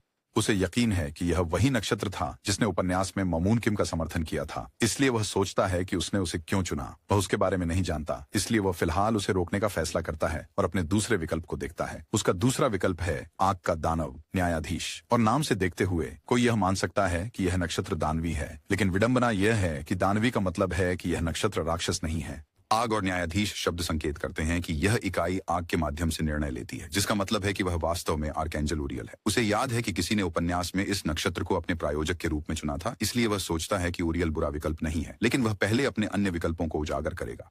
पूर्ण अच्छाई के नक्षत्र शक्तिशाली होते हैं, लेकिन वे अपने प्रायोजकों पर कड़े प्रतिबंध लगाते हैं। वह अपने तीसरे विकल्प गुप्त योजनाकार की तलाश करता है, लेकिन वह आश्चर्यचकित है कि उसने पहले कभी TWSA में इस विकल्प को नहीं देखा। उसे लगता है कि यह उन नक्षत्रों में से एक हो सकता है जिनका अभी उल्लेख किया गया था। वह इससे भी आगे बढ़ने का निर्णय लेता है और अपने चौथे विकल्प the prisoner of the golden headband की तलाश करता है। वह विश्वास नहीं कर सकता कि इस नक्षत्र ने पहले ही प्रस्ताव दे दिया है। कैदी नक्षत्र शुरू में नकारात्मक लग सकता है, लेकिन किसी को उचित समझा सुनहरा हेडबैंड पर ध्यान देना चाहिए। इसका मतलब है कि यह दुनिया की सबसे छोटी जेल है और माउंट हुआगुओं का मालिक बंधनकारी सिर की बेड़ी के दर्द के साथ रहता है और सुनहरी दृष्टि और क्रोधित आंखों वाला सुंदर बंदर राजा। उसे याद है कि उपन्यास में एक पात्र को उसने प्रायोजित किया था और उसके पास अपनी छड़ी के एक ही झटके से सैकड़ों अवतारों को कुचलने और एक ही बिजली के झटके से हजारों राक्षसों को नष्ट करने की शक्ति है। वह उस अंश को बहुत स्पष्ट रूप से याद करता है क्योंकि लेखक ने इसे बहुत जोर देकर लिखा था, और वह सोचता है कि ऐसा शक्तिशाली नक्षत्र उसमें क्यों रुचि दिखा रहा है। यदि वह महान आर्शी स्वर्ग के समकक्ष को अपने प्रायोजक के रूप में चुनता है, तो वह सोचता है कि क्या वह दरवाजों के पीछे किसी को हरा पाएगा। जल्द ही उन्होंने अपने प्रायोजक चयन के साथ समाप्त किया और डोकाबी ने कहा कि उनमें से एक ने बहुत ही दिलचस्प विकल्प चुना था। फिर वह गायब हो जाता है, कहता है कि उन्हें थोड़ी देर का ब्रेक लेना होगा और उसे अगले परिदृश्य की तैयारी करनी है। कहता है कि वह 10 मिनट में वापस आएगा। इसके बाद डोगजा ने सभी से इकट्ठा होने के लिए कहा और होंगली ने अपना परिचय दिया। डोगजा कहता है कि वह मान रहा है कि वह अपनी यूनिट से संपर्क नहीं कर सकता। यह देखता है कि उसकी पकड़ मजबूत है और सोचता है कि उसे आश्चर्य नहीं होना चाहिए क्योंकि वह TWSA के शुरुआती चरणों में टैंकर है। वह सोचता है कि उसे योंग सांगली को भर्ती करना चाहिए और वह उसे पहले किए गए काम के लिए धन्यवाद देता है, क्योंकि अगर वह नहीं होता तो वे अब तक मर चुके होते। श्री हान भी उसके कंधे पर हाथ रखते हैं और उन्हें बचाने के लिए धन्यवाद देते हैं। डोगजा उसका नाम लेते हैं योंग गोहान, लेकिन वह उनसे कहते हैं कि उन्हें श्री हान कहें। वह जवाब देता है कि वे काम पर नहीं हैं और उससे पूछता है कि क्या वह अब काम पर आने की योजना नहीं बना रहा है। वह उसे पहले कीड़े की जार फेंकने के लिए भी डांटता है और कहता है कि उसे पहले बताना चाहिए था वगैरह, लेकिन वह उसे चुप रहने के लिए कहता है और पूछता है कि क्या वह सोचता है कि कंपनी अब भी मौजूद है जो कुछ भी हुआ है उसके बाद। वह जोर देकर कहता है कि मिस्टर हान ही अकेले नहीं हैं जिन्हें जागने की जरूरत है और सभी को अपनी समझ में आना चाहिए, क्योंकि जैसा कि दोई ने कहा, यह मजाक नहीं है और वह सुनिश्चित है कि अब तक सभी को समझ आ गया होगा कि क्या हो रहा है। उसने उनसे स्थिति का अवलोकन करने के लिए कहा और अगर कोई अभी भी नहीं समझता कि क्या हो रहा है तो कौन कहता है कि यह वही चीज है जिसके बारे में वह नाइट शिफ्ट के दौरान उपन्यासों में पढ़ता है और वह अभी भी विश्वास नहीं कर सकता कि यह वास्तविक है। वह कहता है कि यह अच्छी बात है कि कम से कम एक व्यक्ति को पता है कि क्या हो रहा है और उससे पूछता है कि क्या अब उसे कोई अंदाजा है। उसे एक सूचना मिलती है कि हांगली ने उस पर भरोसा करना शुरू कर दिया है और डोगजा कहता है कि उन्हें वहां से निकलना होगा।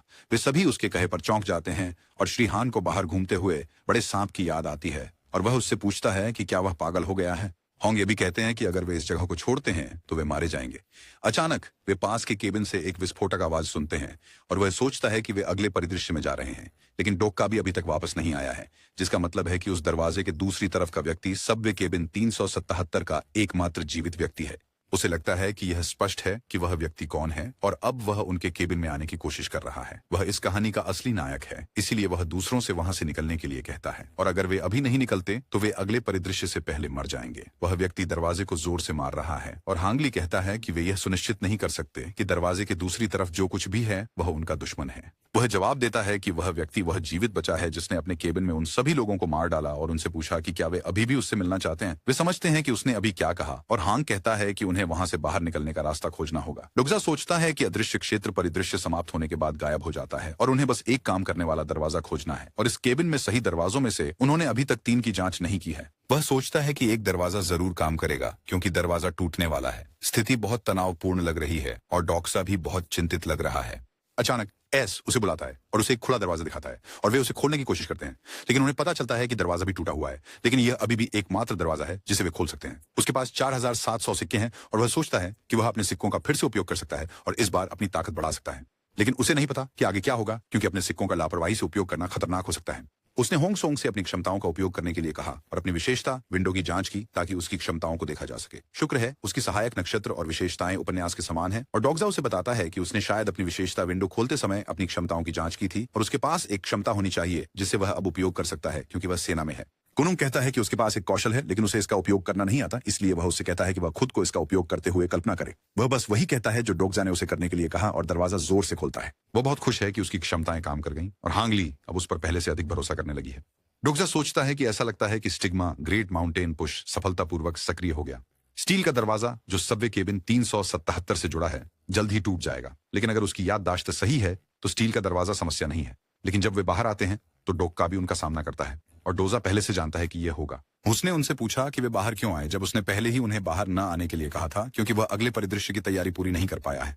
और श्री हान भी उस पर चिल्लाते हैं, कहते हैं कि उन्हें अंदर ही रहना चाहिए। वह कहता है कि उसके पास कोई विकल्प नहीं है और वे भाग्यशाली इंसान हैं, और इसके साथ ही वह दूसरा परिदृश्य शुरू करता है। उनकी विशेषता विंडो उनके सामने प्रकट होती है और उनका उप परिदृश्य भागना है। डोजा पहले से ही इस परिदृश्य के बारे में जानता था। संगा कहता है कि कुछ सही नहीं लग रहा है और यह एक ध्वस्त पुल को दिखाता है, लेकिन पुल ध्वस्त नहीं है और वह उसे जल्दी करने और भागने के लिए कहता है। वह सोचता है कि संगा सही है क्योंकि पुल अभी भी सही सलामत है, क्योंकि वे ट्रेन से बहुत जल्दी उतर गए थे। उसे पता है कि पुल निश्चित रूप से गिर जाएगा और यह चालाकी लग सकती है, लेकिन नियमों को तोड़े बिना इस परिदृश्य को साफ करना असंभव है। वे इसे बहुत करीब से काट रहे हैं, लेकिन उसे लगता है कि वे पुल गिरने से पहले इसे पार कर लेंगे। वे अचानक समुद्र में तूफान देखकर चौंक जाते हैं। एक विशाल समुद्री सर्प कहीं से प्रकट होता है और उन पर हमला करने के लिए अपना बड़ा मुंह खोलता है। डॉग्जा उनसे भागने के लिए कहता है क्योंकि पुल गिरने वाला है और अगर वे दौड़ें तो वे इसे पार कर सकते हैं। उसे लगता है कि माजन कहानी की शुरुआत में अवतारों के पीछे नहीं जाता और शायद यह पुल को नष्ट करने के लिए आया है। उनके पास केवल लगभग 200 गज बचे हैं और इस गति से वे पुल के गिरने से पहले इसे पार कर लेंगे। डोक्का भी हंसता है और कहता है, अगर खेल बहुत आसान हो तो मजा नहीं आता, और उनके पास पहुंचकर कहता है, मजेदार बात यह है कि अगर वे सुरक्षित निकल जाते हैं तो वह चीजों को थोड़ा हिला देगा। वो परिदृश्य की कठिनाई को ई से डी में बढ़ा देता है और मृतकों के बुरे विचार लौट आए हैं और आसपास की धरती से काला ईथर उठ रहा है। उसने सभी मृत शरीरों और जॉम्बीज को जगा दिया है और उन्हें एक सूचना मिलती है कि दानवीय प्राणी पुनर्जीवित हो गए हैं। वे ओंगसॉय स्टेशन में प्रवेश कर चुके हैं और हैंग डोग्जा को फोन करता है कि अब उन्हें क्या करना चाहिए। जॉम्बीज ने उन्हें चारों तरफ से घेर लिया है और वह सभी से नीचे झुकने के लिए कहता है। इस बीच सांप उनके पास आता है और पुल पर हमला करता है। वे सभी घायल हो जाते हैं और जब डॉग्जा होश में आता है तो वह यह देखकर चौंक जाता है कि पुल गिर गया है और इस प्रक्रिया में बहुत से लोग मारे गए हैं। संगा और मिस्टर हान उससे उसकी हालत के बारे में पूछते हैं और डॉग्जा पहले से जानता था कि ऐसा कुछ हो सकता है, लेकिन उसने मिस्टर की उम्मीद नहीं की थी। हान और सांगा बच गए। होंग और गिलोंग भी सुरक्षित स्थान पर पहुंच गए और अब किसी को नक्षत्र का आशीर्वाद प्राप्त हुआ है। एक विशेषता विंडो दिखाई देती है जो कहती है कि नक्षत्र का आशीर्वाद इस स्थिति में देउस एक्स माकिना को सक्रिय कर चुका है और आशीर्वाद एक प्रकाश का पुल बनाता है। एक विशेषता विंडो दिखाई देती है और कहती है कि एक सम संख्या में लोग पुल पार कर सकते हैं, जो कि अगर विषम संख्या में लोग इसे पार करने का प्रयास करेंगे तो गिर जाएगा। संगा यह प्रकट करती है कि यह उसका आशीर्वाद है जो अचानक उसके मन में आता है। दिखाया गया है कि डीएस एक्स माकिना एक शक्ति है जो एक नक्षत्र को सीधे परिदृश्य में हस्तक्षेप करने देती है, लेकिन इसकी बड़ी कीमत होती है। वह सोचता है कि क्या संगा के सहायक नक्षत्र ने उसे बचाने के लिए हस्तक्षेप किया, लेकिन इस तरह का हस्तक्षेप TWA में भी दुर्लभ है। वह उसके सहायक नक्षत्र की जांच करने के लिए उसके चरित्र प्रोफाइल को सक्रिय करता है। हालांकि उसकी प्रोफाइल को चरित्र प्रोफाइल का उपयोग करके नहीं देखा जा सकता है और उसके पास एक पंजीकृत चरित्र प्रोफाइल नहीं है। वह इस बात से हैरान है कि वह अपनी कौशल से उसका प्रोफाइल क्यों नहीं देख सकता और सोचता है कि क्या उसके पास कोई विशेष नक्षत्र है जो उसका समर्थन कर रहा है या उसके पास कोई मानसिक बाधा कौशल है। अचानक एसजीए उसे बुलाता है और कहता है कि जब एक ज़ॉम्बी उस पर हमला करने की कोशिश करता है तो वह अपनी पीठ का ध्यान रखे। वह उसे चकमा देता है और जमीन पर गिर जाता है। वह सोचता है ये विचारों में खोने का समय नहीं है। ब्लैक ईथर से संक्रमित एक उत्परिवर्ती प्रजाति वहां प्रकट होती है। एक बार सामान्य मनुष्य मानवाकार राक्षस ज़ॉम्बी से अलग नहीं होते, लेकिन वे काफी खतरनाक हो सकते हैं अगर उन उनका मेजबान कोई शक्तिशाली व्यक्ति हो। इस बार उत्परिवर्ती वहां नून किम में प्रकट होता है और डोगजा सोचता है कि क्या यह उसे ही होना था। वह अपनी व्यक्तिगत कौशल सक्रिय करता है और सर्वज्ञ पाठक दृष्टिकोण वहां सक्रिय हो जाता है। यह प्रकट होता है कि इस चरित्र के पास चेतना नहीं है, इसलिए वह अपना सर्वज्ञ पाठक दृष्टिकोण शुरू करता है। उसे लगता है कि यह काम नहीं करेगा और अब वे केवल किसी तरह समसंख्या के पुल को पार कर सकते हैं। लेकिन अभी वे 3 हैं, डोगजा, सांगाह और मिस्टर हान। उनमें से एक को पीछे रहना होगा और मरना होगा, क्योंकि एक नियम है कि समसंख्या के लोग ही पुल पार कर सकते हैं। वह सांगाह से तैयार होने और दौड़ने के लिए कहता है, लेकिन यह देखकर चौंक जाता है कि मिस्टर हान ने उसे पकड़ लिया है और पुल पार करने वाले हैं। वह खुद को छुड़ाने की कोशिश करती है, लेकिन मिस्टर हान उसे खींचकर पुल पर दौड़ते हैं। डोगजा हैरान है कि उसने उसे पीछे छोड़ दिया है। उसे एक सूचना मिलती है कि अग्नि के दानव न्यायाधीश ने उसकी निस्वार्थता से प्रभावित होकर उसे 100 सिक्के उपहार में दिए हैं। वह संगाह के चरित्र प्रोफाइल को देखने की कोशिश करता है, लेकिन अभी भी उसे नहीं देख पाता। वह सोचता है कि स्टिग्मा एक लीच्ड स्विफ्ट फुट नक्षत्र लिम्पिंग ट्रिक्स्टर से संबंधित है। वह नक्षत्र अपनी अवतार को मानसिक बाधा स्टिग्मा नहीं देता। एक स्टिग्मा एक असाधारण शक्ति है जो नक्षत्रों द्वारा अवतारों को दी जाती है, इसलिए ऐसा कोई तरीका नहीं है कि श्री हान के पास उस तरह की कौशल हो सकती है। उसका कौशल संगाह और श्री हान पर काम नहीं कर पाया क्योंकि वे TWSA में नहीं आए थे। इस बीच नुआम गरजता है और फिर से उस पर हमला करने की कोशिश करता है। इस बार कई और म्यूटेंट उसे चारों ओर से घेर लेते हैं। उसे लगता है कि वह अकेले पुल पार नहीं कर सकता, लेकिन वह पुल पार कर सकता है अगर वह एक राक्षस को पकड़ ले और उसके साथ पार करे, लेकिन यह काम नहीं करेगा। 15 मिनट बचे हैं जब तक परिदृश्य समाप्त नहीं होता, जबकि डोग का भी उसे देख रहा है और पूछता है कि क्या कोई नक्षत्र इस गरीब अवतार को आशीर्वाद देना चाहता है, लेकिन कोई नहीं है।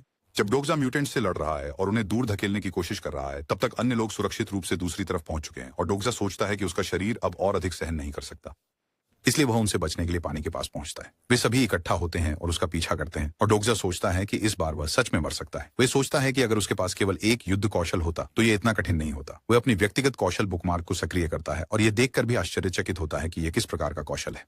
कई विशेषता विंडो बुकमार्क की सूचियों के लोडिंग को दिखाती है जिन्हें सक्रिय किया जा सकता है। वहां एक बुकमार्क पात्रों की सूची दिखाई देती है और डोगजा सोचता है कि उसने TWSA के 3000 से अधिक एपिसोड पढ़े हैं, लेकिन उसने इस कौशल के बारे में कहीं नहीं पढ़ा। हालांकि उसने स्वाभाविक रूप से समझ लिया कि यह कैसे काम करता है और बुकमार्क नंबर 1 को सक्रिय किया। उसे याद आता है कि नन ने पहले कहा था कि नई दुनिया को नए नियमों की जरूरत है। उसका पहला बुकमार्क शुरू होता है, लेकिन समय कम कर दिया गया है।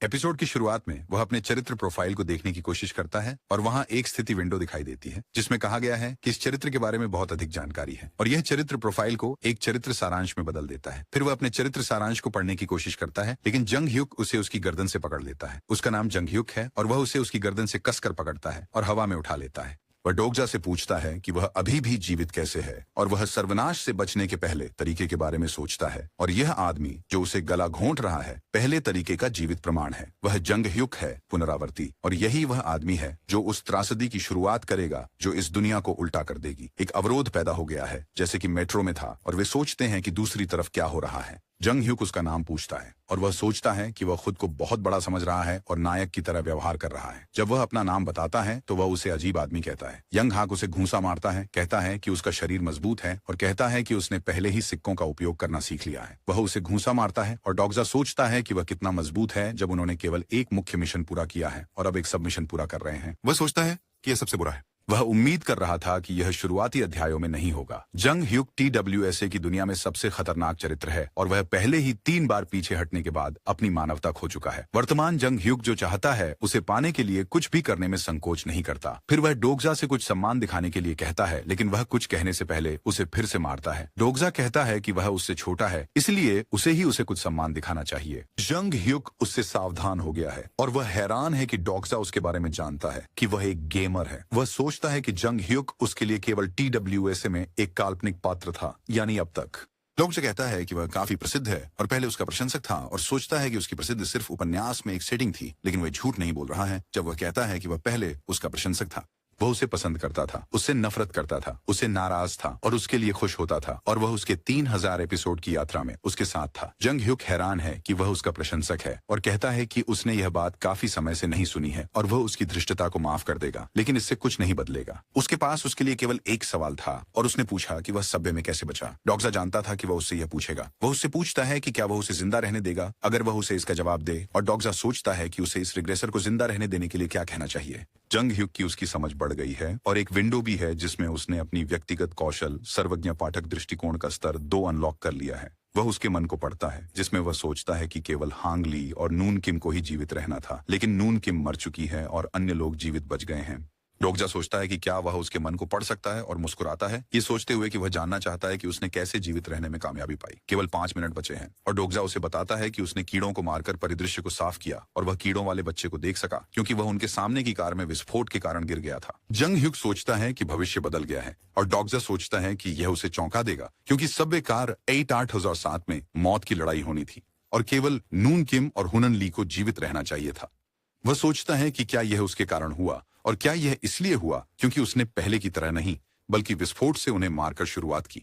हालांकि वह सोचता है कि क्या डोगजा अभी भी एक नए व्यक्ति के लिए बहुत शांत है और दुनिया उलट-पुलट हो गई है और वह इसे सहजता से ले रहा है। उसे लगता है कि डोगजा ने नन किम को मार डाला होगा और वह सिर्फ मददगार नहीं है बल्कि खतरनाक भी है। डोगजा उससे पूछता है कि क्या वह उसे जाने दे सकता है अगर उसके सवाल खत्म हो गए हैं, और उससे ऑक्सू स्टेशन की ओर साथ चलने के लिए कहता है क्योंकि उनके पास समय कम है। जंग ह्युक अपनी एसएस ग्रेड कौशल आर्शी की आंख का उपयोग करता है और उसकी गर्दन को और कसकर पकड़ता है। ये सबसे उच्च स्तरीय पहचान कौशल है, आर्शी की आंख, और ये उसे न केवल किसी के गुण विंडो को देखने की अनुमति देता है बल्कि किसी की छिपी हुई जानकारी को भी देखने की अनुमति देता है। वह अपने गुण या कौशल नहीं जानता, भले ही जंग ह्युक यह पता लगा ले कि वे क्या हैं। उसे यह भी पता हो सकता है कि वह अपनी व्यक्तिगत कौशल चौथी दीवार को सक्रिय करता है और यह आर्शी की आंख की पहचान का पता लगाता है, और उसका कौशल उसे आर्शी की आंख को अवरुद्ध करने में सक्षम बनाता है। जंग ह्युक इस बात से हैरान है कि उसने अपनी स्किल को कैसे निष्क्रिय कर दिया और उससे पूछता है कि उसने ये कैसे किया। उपरिदृश्य फिर से दिखाई देता है और शेष समय 2 मिनट और 14 सेकंड है।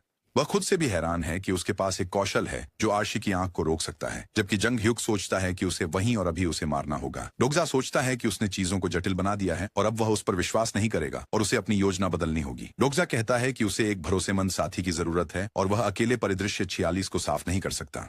जंग ह्युक उससे पूछता है कि उसे यह कैसे पता था, या क्या वह भी एक रिग्रेसर है, लेकिन वह जवाब देता है कि वह उसके लिए उपयोगी हो सकता है। वह सोचता है कि डोगजा रिग्रेसर नहीं है, क्योंकि अगर वह होता तो वह उसे जानता। डोगजा उसे बताता है कि वह भविष्य जानता है जो वह नहीं जानता, और जंग ह्युक अपनी झूठ पहचानने की क्षमता को सक्रिय करता है और यह सत्यापित करता है कि वह सच बोल रहा है। वह चौंक गया है और सोचता है कि क्या कोरिया में अन्ना क्रॉफ्ट के अलावा कोई और भविष्यवक्ता है। यह पता चलता है कि भविष्यवक्ता TWSA में एकमात्र विशेषता है जो किसी पात्र को भविष्य देखने की अनुमति देती है, और एकमात्र विशेषता है जो निष्क्रिय रूप से पहचान कौशल को निष्क्रिय कर सकती है। उसकी जानकारी के अनुसार TWSA की दुनिया में एक पात्र के पास भविष्यवक्ता विशेषता थी, और उसने डोगजा से पूछा कि क्या वह अपने भविष्य दृष्टि का उपयोग कर सकता है। वह उसे मनाने की कोशिश करता है, ये कहते हुए कि उसे पता है कि उसके पास एक विशेष शक्ति है और वह जानता है कि भविष्य में क्या होगा, लेकिन उसे यह भी पता है कि उसके पास भविष्य का ज्ञान अधूरा है। यह पता चलता है कि पुनरावर्तक भविष्य को जानते हैं क्योंकि उन्होंने अपनी जिंदगी कई बार दोहराई है, लेकिन अगर वे वर्तमान को उस जानकारी के साथ बदलते हैं तो उनका भविष्य बदल जाएगा। हालांकि सभी पुनरावर्तक अंततः एक ऐसे भविष्य तक पहुंचेंगे जिसे वे नहीं जानते, जब तक कि वे अपने पिछले प्रयास में की गई हर चीज को दोहराते नहीं है। डोगजा उससे अनुरोध करता है कि वह उसे अपना साथी बना ले ताकि वह अपने भविष्य के ज्ञान को पूरा कर सके। वह सोचता है कि जंग ह्युक जैसे किसी व्यक्ति को एक भविष्यवक्ता को साथी के रूप में रखना बहुत आकर्षक लगेगा और वह उसके भविष्यवक्ता के रूप में कार्य कर सकता है, क्योंकि वह इस कहानी का एकमात्र पाठक है। जंग ह्युक मुस्कुराते हैं और सोचते हैं कि अगर वह वास्तव में एक भविष्यवक्ता है तो उसे साथ लाना न केवल परिदृश्य 46 के लिए बल्कि झड़थुस्त्र से लड़ने के लिए भी मददगार होगा। वह अभी भी सोच रहे हैं कि उन्हें साथ ले जाना चाहिए या नहीं, जबकि इस परिदृश्य के समाप्त होने में केवल 50 सेकंड बचे हैं। 10 सेकंड बीत जाते हैं और जंग ह्युक अपना मन बना लेते हैं और उन्हें अपना साथी बनाने का निर्णय लेते हैं। वह उसे पीछे खींचता है और वे सम संख्याओं के ड्यूस एक्स माकिना ब्रिज से गुजर रहे हैं। अन्य लोग अभी भी वहां उसका इंतजार कर रहे हैं और सोच रहे हैं कि उसके साथ क्या हुआ है, जबकि जून ह्युक उसे साथ ले जा रहा है। उसका कॉलर पकड़कर डोगजा अभी भी विश्वास नहीं कर पा रहा है कि उसने रिग्रेसर को मना लिया, और अत्यधिक ध्यान केंद्रित करने के कारण वह थक गया है। उसकी व्यक्तिगत कौशल सर्वज्ञ पाठक दृष्टिकोण निष्क्रिय हो गई थी और डोगजा इसके बारे में थोड़ा चिंतित है। हालांकि उसने जो कुछ भी कर सकता था वह किया और जून ह्युक को तुरंत मना लिया। जल्द ही वे पुल के अंत तक पहुंच जाते हैं और जून ह्युक उससे आखिरी सवाल पूछता है। वह उससे पूछता है कि अगर वह एक भविष्यवक्ता है तो उसे उसके भविष्य के बारे में बताए। डोगजा डरता है और उसे उसके बारे में बुरा एहसास होता है जब सांप उनके पास आते हैं। डोगजा चिंतित है और सोचता है कि क्या वह उसे जाने देगा या वहीं मार डालेगा। वह सोचता है कि जून ह्युक सिर्फ एक मनोरोगी है और वह उसे किसी से बेहतर जानता है, और कहता है कि वह उसे कुछ बातें बताएगा। पहले, वह उसका नौकर नहीं है, इसलिए उसे बराबरी से पेश आना चाहिए, और दूसरा, जैसे वह उसके साथ सहयोग करता है वैसे ही उसे भी उसके साथ सहयोग करने का वादा करना होगा। जून ह्युक कहता है कि उसने अभी तक उसे जवाब नहीं दिया है, लेकिन डोगजा बस मुस्कुराता है और उससे वहां से चले जाने के लिए कहता है। जून ह्युक उसे छोड़ देता है और वह जमीन पर गिर जाता है और वह समुद्र से गिर जाता है। जून ह्युक कहता है कि वह मानता है कि वह वास्तव में एक भविष्यवक्ता है, लेकिन वह उसे सांप के मुंह में गिरा देता है। वहां एक सूचना दिखाई देती है जिसमें कहा गया है कि वह परिदृश्य को साफ करने में विफल रहा है। कुछ समय बाद वह अभी भी जीवित है और अपनी सांस रोकने के लिए संघर्ष कर रहा है, लेकिन उसे होश नहीं खोना है। वह किसी तरह बिना फटे और पचे उसके पेट तक पहुंच जाता है। वह अंदर देखने के लिए अपनी टॉर्च का उपयोग करता है और उसके पेट में बहुत सारी मृत शरीर हैं। वह बाहर निकलने की कोशिश करता है और सोचता है कि जून ह्योग बस एक मनोरोगी है। वह सोचता है कि क्या यह किसी प्रकार की परीक्षा है और वह चाहता है कि वह उसे एक साथी के रूप में अपनी योग्यता साबित करे। अब वह समझता है कि वह ऐसा क्यों कर रहा है और उसने कभी भी एक सच्चा साथी नहीं बनाया क्योंकि वह अपनी पहली बार में असफल हो गया था। एक पुनरावर्तक होने के नाते वह शक्तिशाली था और लोग उसे अपने उद्धारकर्ता के रूप में पूजते थे। इस कारण से वह स्वाभाविक रूप से एक अकेला भेड़िया बन गया। उसके लिए सभी मनुष्य या तो उसके अधीनस्थ हैं या उसके दुश्मन। तो यह सबसे अधिक संभावना है कि एक परीक्षण है और वह चाहता है कि वह खुद को साबित करे अगर वो उसके बराबर के रूप में व्यवहार करना चाहता है। वह अपना संदेश लॉग खोलता है और परिदृश्य को साफ करने में विफल रहता है और उसके चैनल उपयोग शुल्क के लिए उसके 100 अंक काट लिए गए हैं। वहां ऐसे कई स्थिति विंडो है। वह वहां शांति से बैठता है और अपने अगले कार्यक्रम के बारे में सोचता है जब सांप हिलने लगता है और उसके अंदर का पानी हिलने लगता है। TWSA के अनुसार इन ईओसॉर्स के पेट अपने शिकार को निगलने के लगभग 3 मिनट बाद एसिड स्रावित करना शुरू कर देते हैं। दूसरे शब्दों में उसके पास ज्यादा समय नहीं बचा है और वह दोई की आवाज सुनता है जो इस स्थिति का आनंद लेता हुआ लगता है। वह हैरान है कि डोग्जा अपनी स्थिति के बावजूद बिल्कुल भी परेशान नहीं लगता और वह जवाब देता है कि वह उसका इंतजार कर रहा था। वह सोचता है कि न केवल वह वहां से सुरक्षित बाहर निकलेगा बल्कि वह शक्ति भी प्राप्त करेगा जिससे वह उसके बराबर खड़ा हो सके। उसके बाद उसके पास उसे अपने साथी के रूप में स्वीकार करने के अलावा कोई विकल्प नहीं होगा। जब डोक्का भी उससे पूछता है कि वह उसका इंतजार क्यों कर रहा है तो डोग्जा कहता है कि उसके पास सिक्के हैं जो उसे उससे लेने हैं क्योंकि उसने परिदृश्य में असफलता पाई है और डोक्का भी को दंड के रूप में उसके सिक्के लेने हैं। डोक्का भी कहता है कि सिक्के उसकी जिंदगी नहीं है, लेकिन अगर वह उसकी जिंदगी लेने जा रहा होता तो असफलता के लिए दंड में 3 प्रश्न चिन्ह की जगह मौत लिखा होता, जिसका मतलब है कि बातचीत की गुंजाइश है। डोक्का भी प्रभावित है कि उसने उस छोटे से संकेत से ऐसा निष्कर्ष निकाला है और कोई आश्चर्य नहीं कि सभी नक्षत्रों की नजरें उस पर हैं। वह कहता है कि डोग्जा सिक्कों का उपयोग करके असफल उपपरिदृश्यों से बाहर निकल सकता है। वह चिल्लाता है कि कीमत 5100 सिक्के होगी जो उसकी जान बचाने के लिए उसे खर्च करने होंगे। डोग्जा यह सुनकर हैरान हो जाता है और सोचता है कि वह मजाक कर रहा होगा। वह उससे कुछ बातचीत करने के लिए कहता है क्योंकि यह बहुत महंगा है। डोक्का भी मना कर देता है और कहता है कि वह जाकर मर सकता है। तो जोर से कहता है कि अगर वह भुगतान नहीं करना चाहता तो वह यहीं और अभी इसे छोड़ सकता है। डोग्जा उठता है और उससे कहता है कि उसे मार डाले और सोचता है कि वह उस पर हाथ नहीं उठाएगा क्योंकि वह अभी उसके लिए काफी भीड़ खींच रहा है। अभी नक्षत्र उसके कारण हंस रहे हैं और अगर वह बस जाने वाला होता, अगर वह उसे मारने ही जा रहा था तो वह उसे देखने के लिए इतनी दूर नहीं आता। डोक्का भी गुस्से में लगता है और पूछता है कि वह क्या करने की कोशिश कर रहा है और वह उसे निम्न स्तरीय डोक्का भी बॉन कहता है और पूछता है कि उसका स्ट्रीमर के रूप में करियर कैसा चल रहा है। डोक्का भी हैरान है और पूछता है कि उसे उसका नाम कैसे पता है और डोग्जा हंसता है और पूछता है कि क्या हाल ही में नक्षत्र कुछ कंजूस रहे हैं। डोक्का भी गुस्सा हो जाता है और पूछता है कि एक साधारण इंसान को इसके बारे में कैसे पता हो सकता है और उसे एक सूचना मिलती है कि कुछ नक्षत्र उसकी पहचान को लेकर संदेह में हैं। डोग्जा उससे कुछ मिनटों के लिए चैनल बंद करने के लिए कहता है ताकि वे बात कर सकें और वह उसकी बात मान लेता है। फिर वह उससे कहता है कि जो कहना है वह कहे और पूछता है कि वह स्टार स्ट्रीम के बारे में कैसे जानता है जब वह केवल एक इंसान है। यह पता चलता है कि स्टार स्ट्रीम सिस्टम को स्टार स्ट्रीम के नाम से भी जाना जाता है और यह वह माध्यम है जिसके द्वारा फुटेज पूरे आकाशगंगा में प्रसारित किया जाता है। तो कभी को स्ट्रीमर कहा जाता है और वे कहानीकार होते हैं जो दोनों के बीच पुल का काम करते हैं। डोग्जा उससे पूछता है कि क्या वह डोग का भी राजा नहीं बनना चाहता और क्या वह डोग गाक या डिल्ड जैसे लोगों को पार नहीं करना चाहता और अब तक का सबसे अच्छा स्ट्रीमर बनना चाहता है। वह अपना हाथ आगे बढ़ाता है और उससे अनुबंध में प्रवेश करने के लिए कहता है और वह उसे डोग का भी राजा बना देगा। डोग का भी उसकी मांग पर हंसता है और कहता है कि वह पागल हो गया है और उसे तब समझ जाना चाहिए था जब उसने नक्षत्रों के सभी प्रस्तावों को ठुकरा दिया था। डोग्जा सोचता है कि उसने उपपरिदृश्य से ठीक पहले प्रायोजक चयन के दौरान किसी भी नक्षत्र को नहीं चुना। डोक्का भी कहता है कि उसे नहीं पता कि वह स्टार स्ट्रीम के बारे में कैसे जानता है, लेकिन वह उसका प्रस्ताव स्वीकार नहीं कर सकता। वह डोक्का भी है, कोई नक्षत्र नहीं, इसीलिए वह उसका सहायक नक्षत्र नहीं हो सकता। डोग्जा जवाब देता है कि उसने कभी उससे प्रायोजन के लिए नहीं कहा और वह उसकी शक्ति के पीछे नहीं है बल्कि उसके चैनल के पीछे है। वह बताता है कि वह उसके चैनल के साथ एक विशेष अनुबंध में प्रवेश करना चाहता है और डोक्का भी आश्चर्य से पूछता है कि वह क्या कह रहा है। वह उसके साथ एक स्ट्रीमिंग अनुबंध में प्रवेश करना चाहता है। एक स्ट्रीम अनुबंध वह अनुबंध है जो नक्षत्रों और डोक्काबी के बीच अर्जित सिक्कों के हिस्से के लिए किया जाता है। एक डोक्काबी अपने चैनल पर एक नक्षत्र के अवतार की मेजबानी करता है। आमतौर पर अवतारों का इस अनुबंध के बारे में कोई अधिकार नहीं होता, हालांकि उन्हें प्रायोजित किया जाता है। सच्चाई यह है कि नक्षत्र अवतारों को गुलाम के रूप में देखते हैं। डोक्का भी हंसता है और कहता है कि उसके पास काफी हास्यबोध है और उसे नहीं पता कि उसने यह कहां सुना, लेकिन वह कैसे स्ट्रीम अनुबंध का उल्लेख करने की हिम्मत करता है। वह जोर देकर कहता है कि डोक्जा के पास कोई सहायक नक्षत्र नहीं है और वह जवाब देता है कि यही कारण है कि उसे उसका प्रस्ताव स्वीकार करना चाहिए। वह उससे पूछता है कि नक्षत्र पहले स्थान पर स्ट्रीम चैनलों में क्यों शामिल होते हैं और सोचता है कि स्टार स्ट्रीम के ग्राहक दो समूहों में विभाजित किए जा सकते हैं। पहले हैं रोमांच प्रेमी, जो मनोरंजन की तलाश में चैनलों के बीच घूमते हैं, और दूसरे हैं अवतार प्रेमी, जो प्रायोजित करने के लिए एक अवतार की खोज में होते हैं। डोक्जा डोक्काबी से कहता है कि अगर वह अपने चैनल को फलता फूलता देखना चाहता है तो उसे कम दो समूहों में से एक को संतुष्ट करना होगा। या तो उनकी स्ट्रीम को जितना संभव हो उतना मनोरंजक बनाए, या अपने सब्सक्राइबर्स को दिलचस्प लगने वाला अवतार खोजने की कोशिश करें। डोक्काबी उससे पूछता है कि यह उसे कैसे प्रभावित करता है, और डोक्जा कहता है कि उसका सब्सक्राइबर पॉइंट केवल 3 अंकों की संख्या है। वह उससे पूछता है कि क्या कोई ऐसा चैनल है जो अपने सब्सक्राइबर्स का मनोरंजन कर सके और दिलचस्प अवतार भी दिखा सके, लेकिन डोक्काबी कहता है कि ऐसा संभव नहीं है। डोक्सा कहता है कि जो कॉन्स्टेलेशंस किसी अवतार को प्रायोजित करने के लिए खोज रहे हैं, वे प्रायोजन चयन खत्म होते ही चैनल छोड़ देते हैं। लेकिन क्या होता है अगर कोई अवतार सहायक कॉन्स्टेलेशन को लेने से इनकार कर दे? इसके अलावा क्या होगा अगर वह अवतार बिना किसी सहायक नक्षत्र के सभी अन्य अवतारों से बेहतर प्रदर्शन करता है? डोक्का भी पूछता है कि क्या यही कारण था कि उसने सहायक नक्षत्र नहीं चुना, और वह जवाब देता है कि नक्षत्र अभी हंगामा कर रहे हैं, उसे चैनल खोलने के लिए कह रहे हैं। वे सभी शायद जानने के लिए मर रहे हैं कि वह कौन था जिसने पुनरावर्तक के खिलाफ खड़े होने की हिम्मत की। लेकिन डोक्का भी उससे कहता है कि वह जो कुछ भी कह रहा था उसे रोक दे, और वह खुद पर गर्व कर रहा है, क्योंकि साधारण मनुष्यों का समर्थन करने वाले नक्षत्रों के साथ अवतारों के खिलाफ कोई मौका नहीं होता।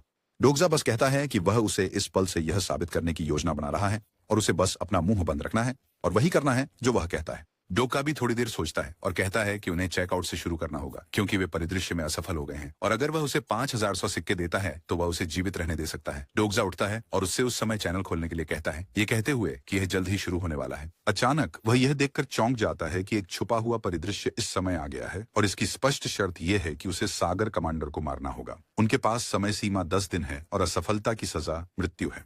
डोक्का भी चैनल खोलता है और नक्षत्रों से शांत रहने के लिए कहता है।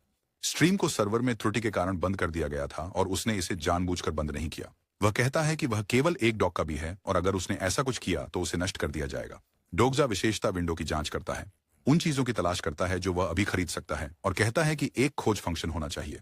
वह सोचता है कि उसने डोक्काबी को धमकाया ताकि वह स्टार स्ट्रीम कैश शॉप खोल सके, और वह डोक्काबी शॉप खोलता है और उन चीजों को देखता है जो वह इस समय खरीद सकता है। शॉप केवल तभी खोली जा सकती है जब चैनल खुला हो, और यही कारण है कि वह समझाने में व्यस्त है कि क्या हुआ। डोक्काबी अपने कॉन्स्टेलेशन को मनाने की कोशिश करता है और डोक्जा उससे मदद मांगता है। वह सोचता है कि डोक्काबी सिर्फ लालची हैं और इंसानों से अलग नहीं है। उसे बस 2 वस्तुओं की खोज करनी है। वह प्राचीन ड्रैगन हार्ट की खोज करता है, और डोक्का भी उसकी मांग पर चौंक जाता है और पूछता है कि उसे इसके बारे में कैसे पता चला। डोक्जा जवाब देता है कि उसने बस कोई भी अच्छा नाम कह दिया जो उसके दिमाग में आया, और यह पता चलता है कि यह एक SS ग्रेड की वस्तु है और इसकी कीमत 15 लाख सिक्के हैं, लेकिन यह फिलहाल स्टॉक में नहीं है। TWSA के अनुसार उसे लगता है कि इस दिल का मालिक इटली में है, और वह एक भाग्यशाली व्यक्ति है क्योंकि उसका प्रायोजक बहुत अमीर है और उसने इसे उसके लिए खरीदा है। फिर वह आर्च डेमन की आंख और व्हाइट स्टार वेपन ऑन्ड्रा की तलाश करता है, और अंत में वह बलगम की थैलियां और 4 कांटे खरीदता है। डोक्का भी उससे पूछता है कि इन विविध वस्तुओं का क्या उपयोग है, और डोक्जा जवाब देता है कि यह वही है जो उसे पता लगाना है, और ये 2 सस्ती वस्तुएं हैं और उनकी कीमत 100 सिक्के हैं। उसने कुल मिलाकर 800 सिक्के खर्च किए हैं, और डोक्का भी कहता है कि कोई रिफंड नहीं है। उसे एक सूचना मिलती है कि सीक्रेटिव प्लॉटर कॉन्स्टेलेशन उसकी योजना के बारे में जिज्ञासु है, और एक अन्य constellation abyssal black flame dragon उसकी हर चाल से नाखुश है। डोक्का भी उससे नाराज है और अपना चैनल बंद कर देता है। वह कहता है कि उसने नहीं भुलाया कि उसने अभी तक उसके प्रस्ताव को स्वीकार करने के लिए सहमति नहीं दी है। डोक्जा कहता है कि उन्होंने अनुबंध की शर्तों पर बातचीत करने के लिए सहमति दी थी केवल तभी जब उसने इस परिदृश्य को सफलतापूर्वक पूरा कर लिया हो। डोक्काबी विदा लेता है और कहता है कि वह देखेगा कि क्या वह इस परिदृश्य को पूरा कर सकता है, और अपना चैनल फिर से खोलता है। इसके बाद वह सोचता है कि पेट का अम्ल स्रावित होने में ज्यादा समय नहीं है, और वह एक कांटा निकालता है। उसका उद्देश्य अंदर से सर्प पर हमला करना है ताकि वह वहां से जीवित बाहर निकल सके। फिर वह सर्प पर हमला करने के लिए तैयार है, जबकि दूसरी ओर वह समुद्र में शांति से तैर रहा है। अचानक सर्प दर्द में एक प्रमुख आवाज में गरजता है, क्योंकि डोक्जा ने अपनी पूरी ताकत से उसके शरीर के अंदर एक कांटा चुभो दिया है। उसने उसके शरीर के कई हिस्सों में कांटा चुभोया है ताकि उसे बहुत अधिक दर्द महसूस हो। उसके शरीर के अंदर गए हुए काफी समय हो गया है, और वह सोचता है कि क्या उसने खुद को अधिक आंका। आखिरकार वह सिर्फ डोगजा का एक साधारण पाठक है और कहानी का नायक नहीं है। वह सोचता है कि उसकी माँ ठीक है और मानता है कि वह ठीक होनी चाहिए क्योंकि वह सभी लोगों की माँ है। वह थक रहा है और सोचता है कि पहले की दुनिया भी इतनी अच्छी नहीं थी, लेकिन कम से कम उसे एक विशाल मछली के पेट में अपनी जान जोखिम में नहीं डालनी पड़ी। उसने सभी अम्लीय रस को कांटों की मदद से बाहर भेज दिया है और एक अन्य कांटे की मदद से लटक रहा है। अचानक डोका भी वहां प्रकट होता है और कहता है कि उसे सौंप देना चाहिए था। उसे यह भी सूचना मिलती है कि कई नक्षत्र उसकी जीवित रहने की कौशल से प्रभावित हैं और उन्होंने उसे 100 सिक्के उपहार में दिए हैं। छिपे हुए परिदृश्य के 4 दिन बीत चुके हैं और वह अभी भी सर्प के पेट में है। डोका भी कहता है कि यह अप्रत्याशित था क्योंकि उसे कोई अंदाजा नहीं था कि वह कांटों का इस तरह उपयोग करेगा। वह भयानक स्थिति में लगता है और पेट में गिर जाता है और इसके साथ ही छिपा हुआ परिदृश्य समाप्त हो गया है। उसे इनाम के रूप में 9000 सिक्के मिले हैं और वह पहली बार एक स्तर 7 सीय राक्षस का सफलतापूर्वक शिकार करने वाला है। उसे एक उपलब्धि पुरस्कार के रूप में 1000 सिक्के भी मिले हैं और वह खुश है कि वह अभी भी जीवित है। डोका भी उसे बताता है कि पत्थर के सुअर आमतौर पर तटरेखाओं पर रहते हैं और छोटे समुद्री जीवों का शिकार करते हैं। वे अपने विशेष कांटों का उपयोग करके अपने शिकार को छेदते हैं और फिर उन्हें सुखाकर मार देते हैं, लेकिन उसने कभी नहीं सोचा था कि डोगजा इन कांटों का इस तरह से उपयोग करेगा। कुछ नक्षत्र समझदारी से मुस्कुराते हैं और अब वे उसके निर्णय को समझते हैं। डोका भी कहता है कि उसे कभी नहीं पता था कि हथौड़ा समुद्री घोड़े का म्यूकस आयोसौर के पेट के एसिड के खिलाफ सुरक्षा के रूप में इस्तेमाल किया जा सकता है।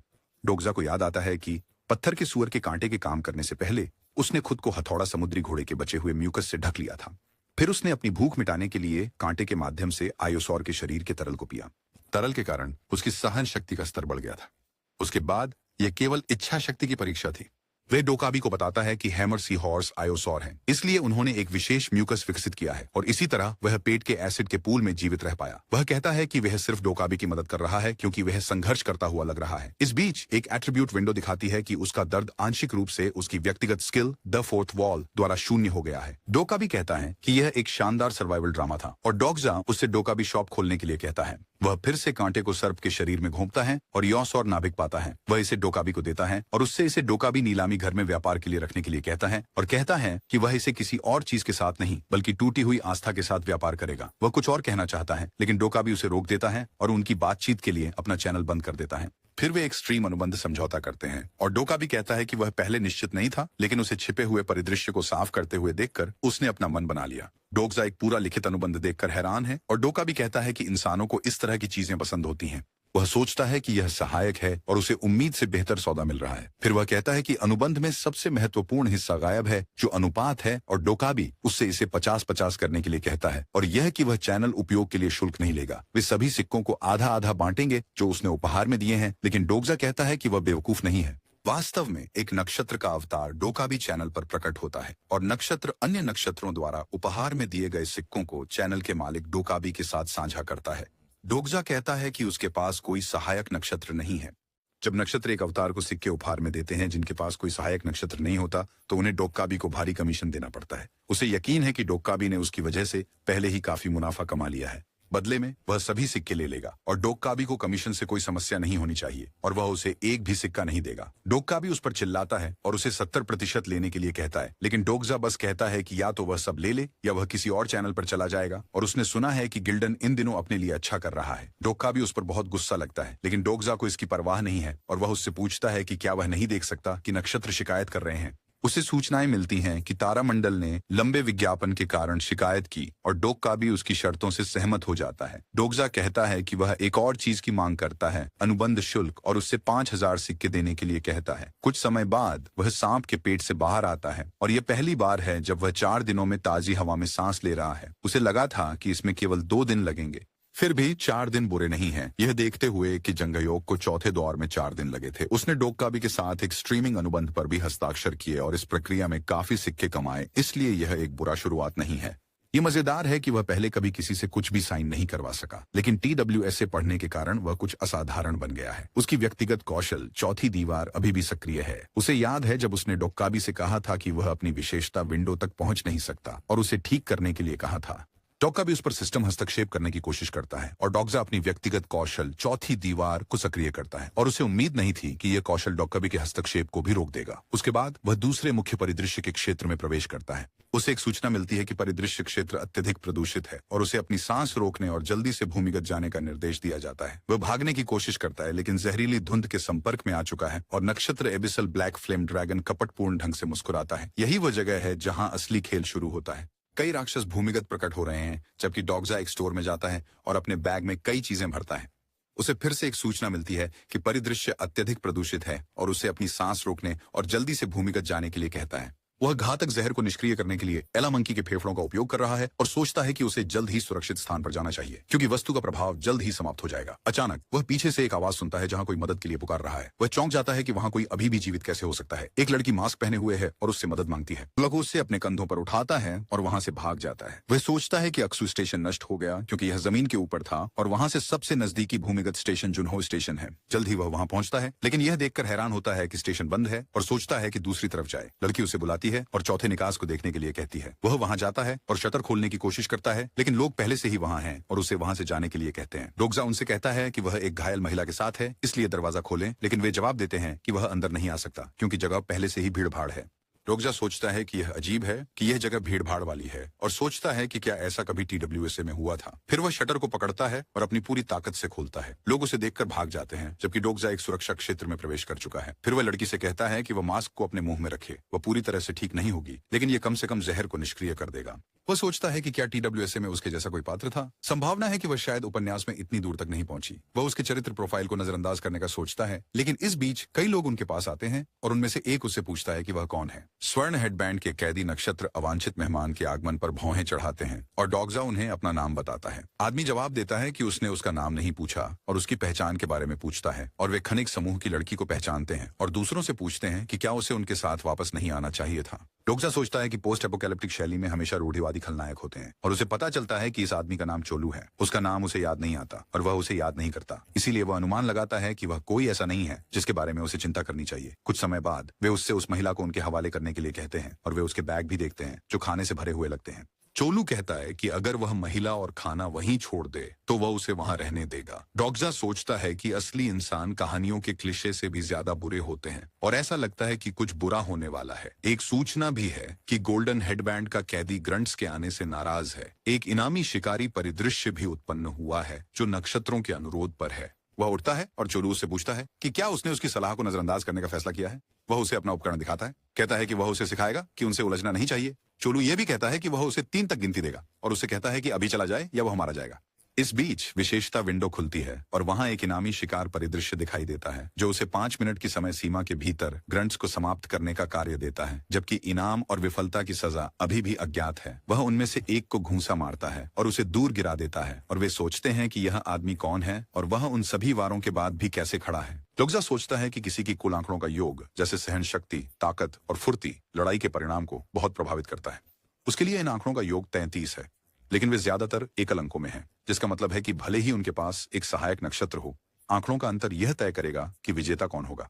वह चोलू के चरित्र प्रोफाइल और उसके सहायक नक्षत्रों की जांच करता है और वह एक भाग्यशाली व्यक्ति है जो अपने सहायक नक्षत्र को अधिक महत्व देता है। उसके बाद चोलू बैंग चासू गैंग का वह मूर्ख है जो TWSA में जुनहो स्टेशन समूह से है। उपन्यास के अनुसार उसे जुनहयोग द्वारा मारा जाना चाहिए था, लेकिन अब वह सोचता है कि वह अभी भी जीवित क्यों है। चोलू उससे यह भी पूछता है कि क्या उसने इस जगह तक पहुंचने के लिए काफी लोगों को मारा है और वह बता सकता है कि वह और डोग्जा एक दूसरे से बहुत अलग नहीं है। डोग्जा को याद आता है कि उसने ये सब हासिल करने के लिए क्या किया है और सोचता है कि वह उन्हें बचा सकता था। उसे याद आता है जब नन ने कहा था कि वह सिर्फ उन्हें अपनी जान के लिए लड़ते हुए देखना चाहता था और उसे एक सूचना मिली कि चौथी दीवार ने चोलू सुबांग की धौंस को रोक दिया था।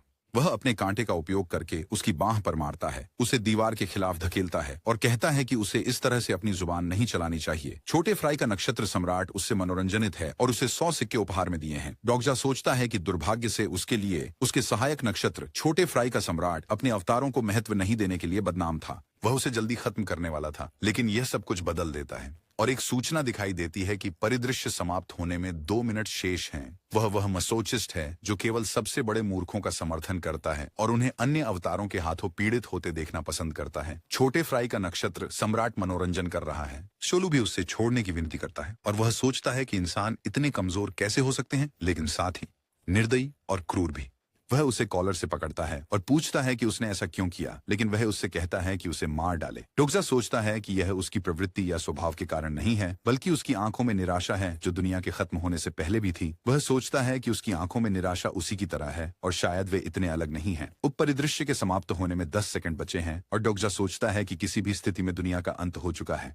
उसके बाद उप परिदृश्य की शर्त पूरी हो गई है और उसे 300 सिक्के मिले हैं और साथ ही छोटे फ्राई के नक्षत्र सम्राट से 100 का इनाम भी मिला है। डोग्जा सोचता है कि उसे इस नई दुनिया के साथ तालमेल बिठाना होगा और दूसरों से कहता है कि उसे उस जगह ले चलें जहां बाकी लोग हैं। कुछ समय बाद वे जूनहो स्टेशन पहुंचते हैं जहां बहुत सारे लोग हैं और चोलू के गैंग के लोग उनसे मदद मांगते हैं। सांगा और हांग भी वहां हैं और वह उसे देखकर चौंक जाती है। वे उसे देखकर खुश होते हैं और उसकी ओर दौड़ते हैं क्योंकि वह अभी भी जीवित है और हांग सॉन्ग उससे माफी मांगता है क्योंकि उसने उसे पीछे छोड़ दिया था। वे कहते हैं कि जूनहयोक सही था और वह उनसे पूछता है कि उसने क्या कहा। हांग कहता है कि उसने कहा था कि डोग्जा शायद अभी भी जीवित है। वह उनसे पूछता है कि वह कहाँ है और वे उसे बताते हैं कि वह अभी यहाँ नहीं है और कल स्टेशन छोड़ गया था। अब उसे समझ में आता है कि चोलू समूह के सदस्यों को जुनहयोक के हाथों मर जाना चाहिए था, लेकिन ऐसा लगता है कि वे अभी भी जीवित हैं क्योंकि उसने जल्दी में स्टेशन छोड़ दिया था। जुनहयोक एक पुनरावर्तक है जो अपनी जिंदगी को बार बार जीता है। वह अपनी तीसरी बार में है और एक राक्षस के रूप में पुनर्जन्म हुआ है। सब कुछ एकाधिकार कर रहा है। उसे अपना लक्ष्य प्राप्त करने के लिए बिना पीछे देखे निकल जाना चाहिए था, लेकिन वह फिर भी कोई अधूरा काम नहीं छोड़ता।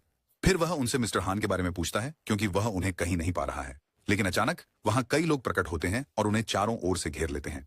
मिस्टर हान उनके साथ हैं और दूसरों से कहते हैं कि उन्हें वहां से बाहर ले जाएं क्योंकि वह सबसे खराब हैं और उन्हें वहां नहीं होना चाहिए। लेकिन एक आदमी उनके कंधे पर हाथ रखता है और उन्हें शांत होने के लिए कहता है। वह कहता है कि उन्हें अच्छे से पेश आना चाहिए क्योंकि वे सभी जीवित बचे हैं। उसने डोग्जा से उसका नाम पूछा और उसे बताया कि उसका नाम इनहो इन है और डोग्जा सोचता है कि उसने यह नाम पहले कहीं सुना है। उसके पास एक सहायक नक्षत्र है और वह शायद इस समूह का नेता है। ऐसा लगता है कि चोल्लू ग्रुप भी उसके अधीन काम करता है और वह शायद उन्हें आधा मारने के लिए उससे बदला लेने वाला है। लेकिन इनहो इन कहता है कि उसके साथ आए अन्य लोगों ने उसे बताया कि उसने राक्षसों से लड़ाई की और उसके आदमियों को बचाया। वह सभी से इकट्ठा होने के लिए कहता है और कहता है कि यह बहादुर नया सदस्य उनके लिए खाना इकट्ठा कर लाया है। इनहो इन हंसते हैं और उनका जूनहो स्टेशन में स्वागत करते हैं और डोग्जा बस मुस्कुराते हैं क्योंकि वह भोजन के लिए सभी का ध्यान आकर्षित कर रहे हैं।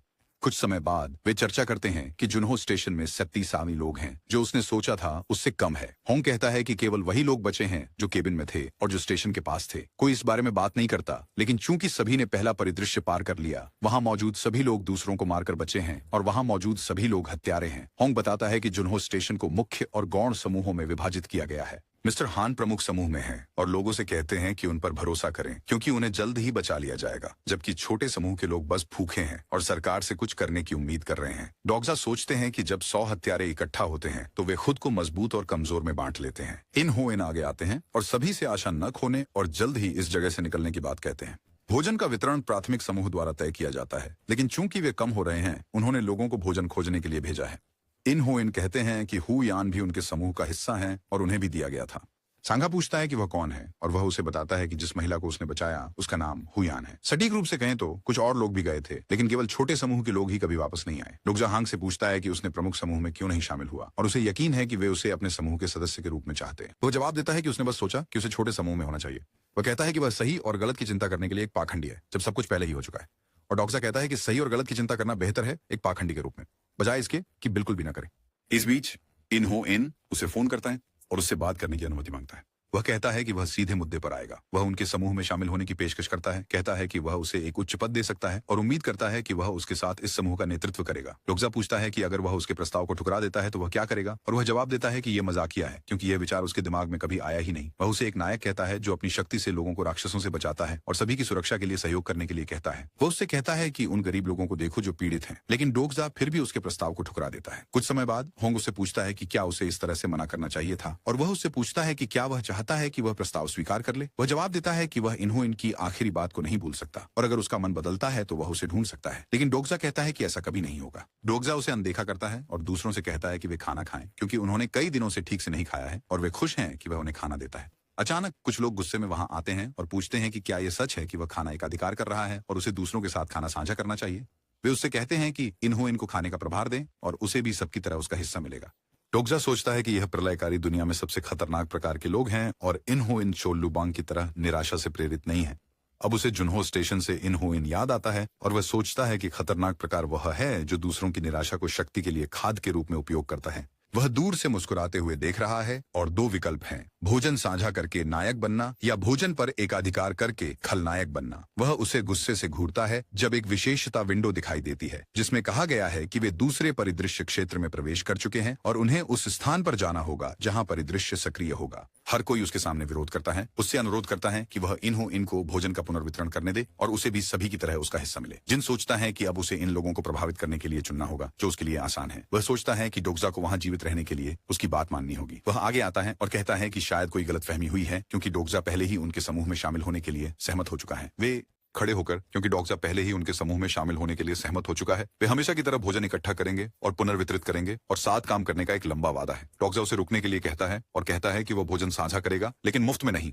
हर कोई उसके कहे पर हैरान है और उससे पूछता है कि उसका मतलब क्या है। कुछ नक्षत्रों की आंखें उत्साह से चमक उठती हैं और डोगजा कहता है कि वह कोई चैरिटी वर्कर नहीं है और वह उन लोगों पर भरोसा नहीं करता। लोग उससे पूछते हैं कि क्या वह पैसे चाहता है, लेकिन वह जवाब देता है कि वह केवल सिक्के स्वीकार करेगा और प्रति खाद्य वस्तु 50 सिक्के लेगा। इसके अलावा वह कहता है कि वह अपने दोस्तों से प्रति खाद्य वस्तु 10 सिक्के लेगा और कुछ नक्षत्र इस बात से राहत महसूस करते हैं कि वह मूर्ख नहीं है और वे उसे इनाम के रूप में 100 सिक्के उपहार में देते हैं। पहले की लड़की कहती है कि वह तुरंत भुगतान करना शुरू कर देगी और उसे मुफ्त में खाना नहीं चाहिए। वो अपना नाम ह्यूएन बताती है और पहले मदद करने के लिए उसका धन्यवाद करती है।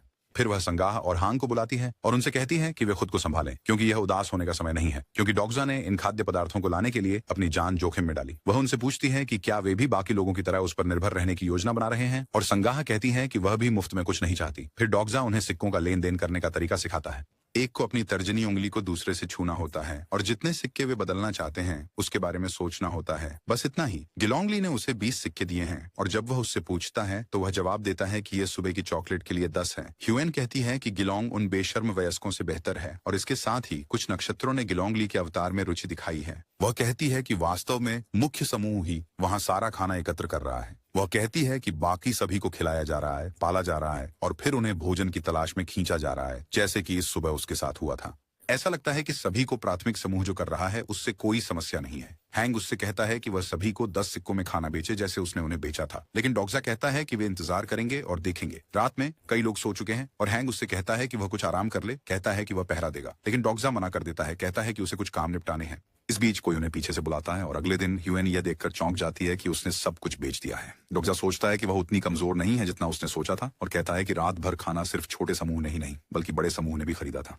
इस बीच इनहोइन सभी को बुलाते हैं और कहते हैं कि आज से भोजन वितरण को प्रति व्यक्ति 3 बिस्किट तक सीमित कर देंगे। वह कहते हैं कि खोज दल को इससे अधिक भोजन मिलता है और यदि वे अधिक भोजन चाहते हैं तो वे खोज दल में शामिल हो सकते हैं। हालांकि जब वे खोज दल में शामिल होते हैं तो शायद ही कोई वापस आता है और केवल चोलू गैंग के सदस्य ही जीवित वापस आते हैं। उन्होंने लोगों से कहा कि वे खुद भोजन की तलाश करें। यह जोर देकर कहता है कि उनके पास अभी भी भोजन प्राप्त करने का एक तरीका है, भले ही वे खोज दल में शामिल न हो, और कहता है कि डोगजा ने उसे कल एक मूल्यवान सबक सिखाया।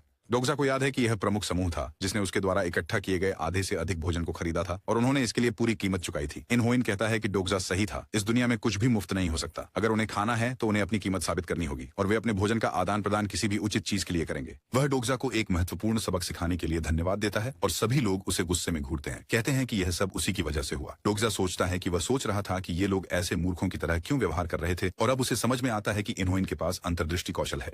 ह्यूएन उसे बुलाती है और कहती है कि मुख्य समूह फिर से भोजन पर एकाधिकार कर रहा है। उसने बस लोगों के बीच लेन देन को बढ़ावा देने की कोशिश की ताकि मुख्य समूह की शक्ति कमजोर हो सके। डोगजा सोचता है कि वह बस चाहता था कि वे अपने लिए खड़े हों, लेकिन उसे मुख्य समूह को भोजन नहीं बेचना चाहिए था। हालांकि उसने यह किया और अब उसके पास अधिक सिक्के हैं, लगभग 450। ह्यूएन उससे पूछती है कि अब वह क्या करने की योजना बना रहा है और उसने संगाह से पूछा कि क्या उन्हें उस पर भरोसा करना चाहिए। संगाह जवाब देती है कि वह पूरी तरह से उस पर निर्भर करती है और वे उससे पूछते हैं कि क्या उसने अपने लिए कुछ खाना छोड़ा है, लेकिन डोगजा प्रतिक्रिया करता है कि उसने सब कुछ बेच दिया है। वे उसके इस कदम से हैरान हैं और ह्यूएन फिर से संगाह से पूछती हैं कि क्या उन्हें उस पर भरोसा करना चाहिए। इस बीच गालोंग उसके पास आता है और उसे एक चॉकलेट ऑफर करता है, लेकिन वह मना कर देता है और उसे खाने के लिए कहता है। फिर वह दूसरों से कहता है कि वे कल खरीदा हुआ खाना खा लें और जोर देकर कहता है कि वे इसे आज के अंत तक खत्म कर दें। उसी समय इनहोइन खाना 200 सिक्के प्रति बेचता है, जबकि लोगों के पास इतने सिक्के नहीं बचे हैं। कुछ समय बाद डोगजा रेलवे ट्रैक की ओर देखता है और ह्यूएन उसे बताता है कि जो भी उस रास्ते गया वह मर गया। वह उससे पूछती है कि क्या वह वहां जाने के बारे में सोच रहा है और क्या उसने उसे कल उसकी जान बचाने के लिए धन्यवाद दिया। वह उसे फिर से धन्यवाद देती है और उसे एक आदमी दिखाती है जो वहां लंगड़ाते हुए चलता है और कहती है कि वही है जिसने उस पर हमला करने की कोशिश की थी। वह उससे कहती है कि उस पर हाथ न उठाए क्योंकि वह उसका शिकार है। डोगजा सोचता है कि अगर वह नहीं होता तो वह मर गई होती और वह उस प्रकार की नक्षत्र है जिसमें वह रुचि लेगी। वो सोचता है कि क्या उसके पास कोई चरित्र प्रोफाइल है और पता चलता है कि 3 नक्षत्र उसमें रुचि रखते हैं, लेकिन उसने उनमें से किसी को स्वीकार नहीं किया है। अचानक वह चिल्लाती है और उससे पूछती है कि क्या उसने देखा कि उन्होंने उस महिला और बूढ़ी औरत को ले लिया है। वह वह उसका पीछा करता है और पूछता है कि अगर वह उन्हें रोकती है तो वह क्या करेगी, क्योंकि अगर वे खोज दल में शामिल होते हैं तो उनके जीवित वापस आने का कोई तरीका नहीं है। डोक्जा उससे रुकने के लिए कहता है और कहता है कि अगर वे वहीं रहते हैं तो वे भूख से मर जाएंगे। वह सोचती है कि उसकी व्यक्तिगत विशेषता एक झुकी हुई आकृति है जो विशेष नहीं लग सकती, लेकिन यह TWSA में एक दुर्लभ सुपर विकासात्मक विशेषता है।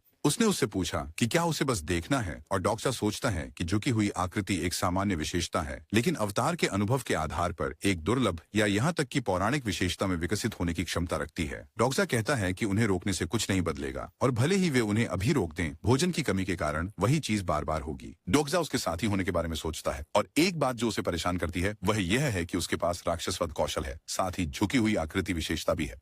वह सोचता है कि वह अंत में एक अंधाधुंध हत्यारा बन सकती है, और वह उसे बताता है कि समस्या की जड़ भोजन है। वह कहता है कि उन्हें समस्या की जड़ को खत्म करना चाहिए, और सोचता है कि उसे अब किसी भी समय यहाँ होना चाहिए। इस बीच डोक्का भी प्रकट होता है और सभी से पूछता है कि वे कैसे हैं। उसने उनसे कहा कि इस चैनल के प्रभारी डोक्का को वर्तमान में अनुशासित किया जा रहा है, इसलिए एक और डोक्का वर्तमान परिदृश्य का प्रभारी होगा। वह मुस्कुराता है और पूछता है कि वहाँ हर कोई इतना शांतिपूर्ण क्यों दिखता है। वह परिदृश्य में एक अतिरिक्त दंड जोड़ता है, सभी खाद्य वस्तुओं को हटा दिया जाएगा। खाना हवा में उड़ता है और डोक्का भी हंसते हुए कहता है कि उन्हें परिदृश्य पूरा करने के लिए अधिक मेहनत करनी चाहिए थी। वो सभी खाद्य वस्तुओं को नष्ट कर देता है और सभी से पार्टी शुरू करने के लिए कहता है। विशेषता विंडो दिखाई देती है और डोक्जा मुस्कुराते हुए सोचता है यह अधिक TWSA जैसा है। परिदृश्य में एक अतिरिक्त दंड और श्रेणी जीवित रहने का शुल्क जोड़ा गया है। रोजाना आधी रात को 100 सिक्के जीवित रहने की फीस के रूप में निकाले जाएंगे, और अगर उनके पास भुगतान के लिए पर्याप्त धन नहीं होगा तो वे मर जाएंगे। जीवित रहने की फीस तब तक एकत्र की जाएगी जब तक दूसरा मुख्य परिदृश्य साफ नहीं हो जाता। वे दूसरे परिदृश्य क्षेत्र में प्रवेश कर चुके हैं और उन्हें उस स्थान को खोजना और वहां जाना होगा जहां परिदृश्य होगा। देखने के लिए धन्यवाद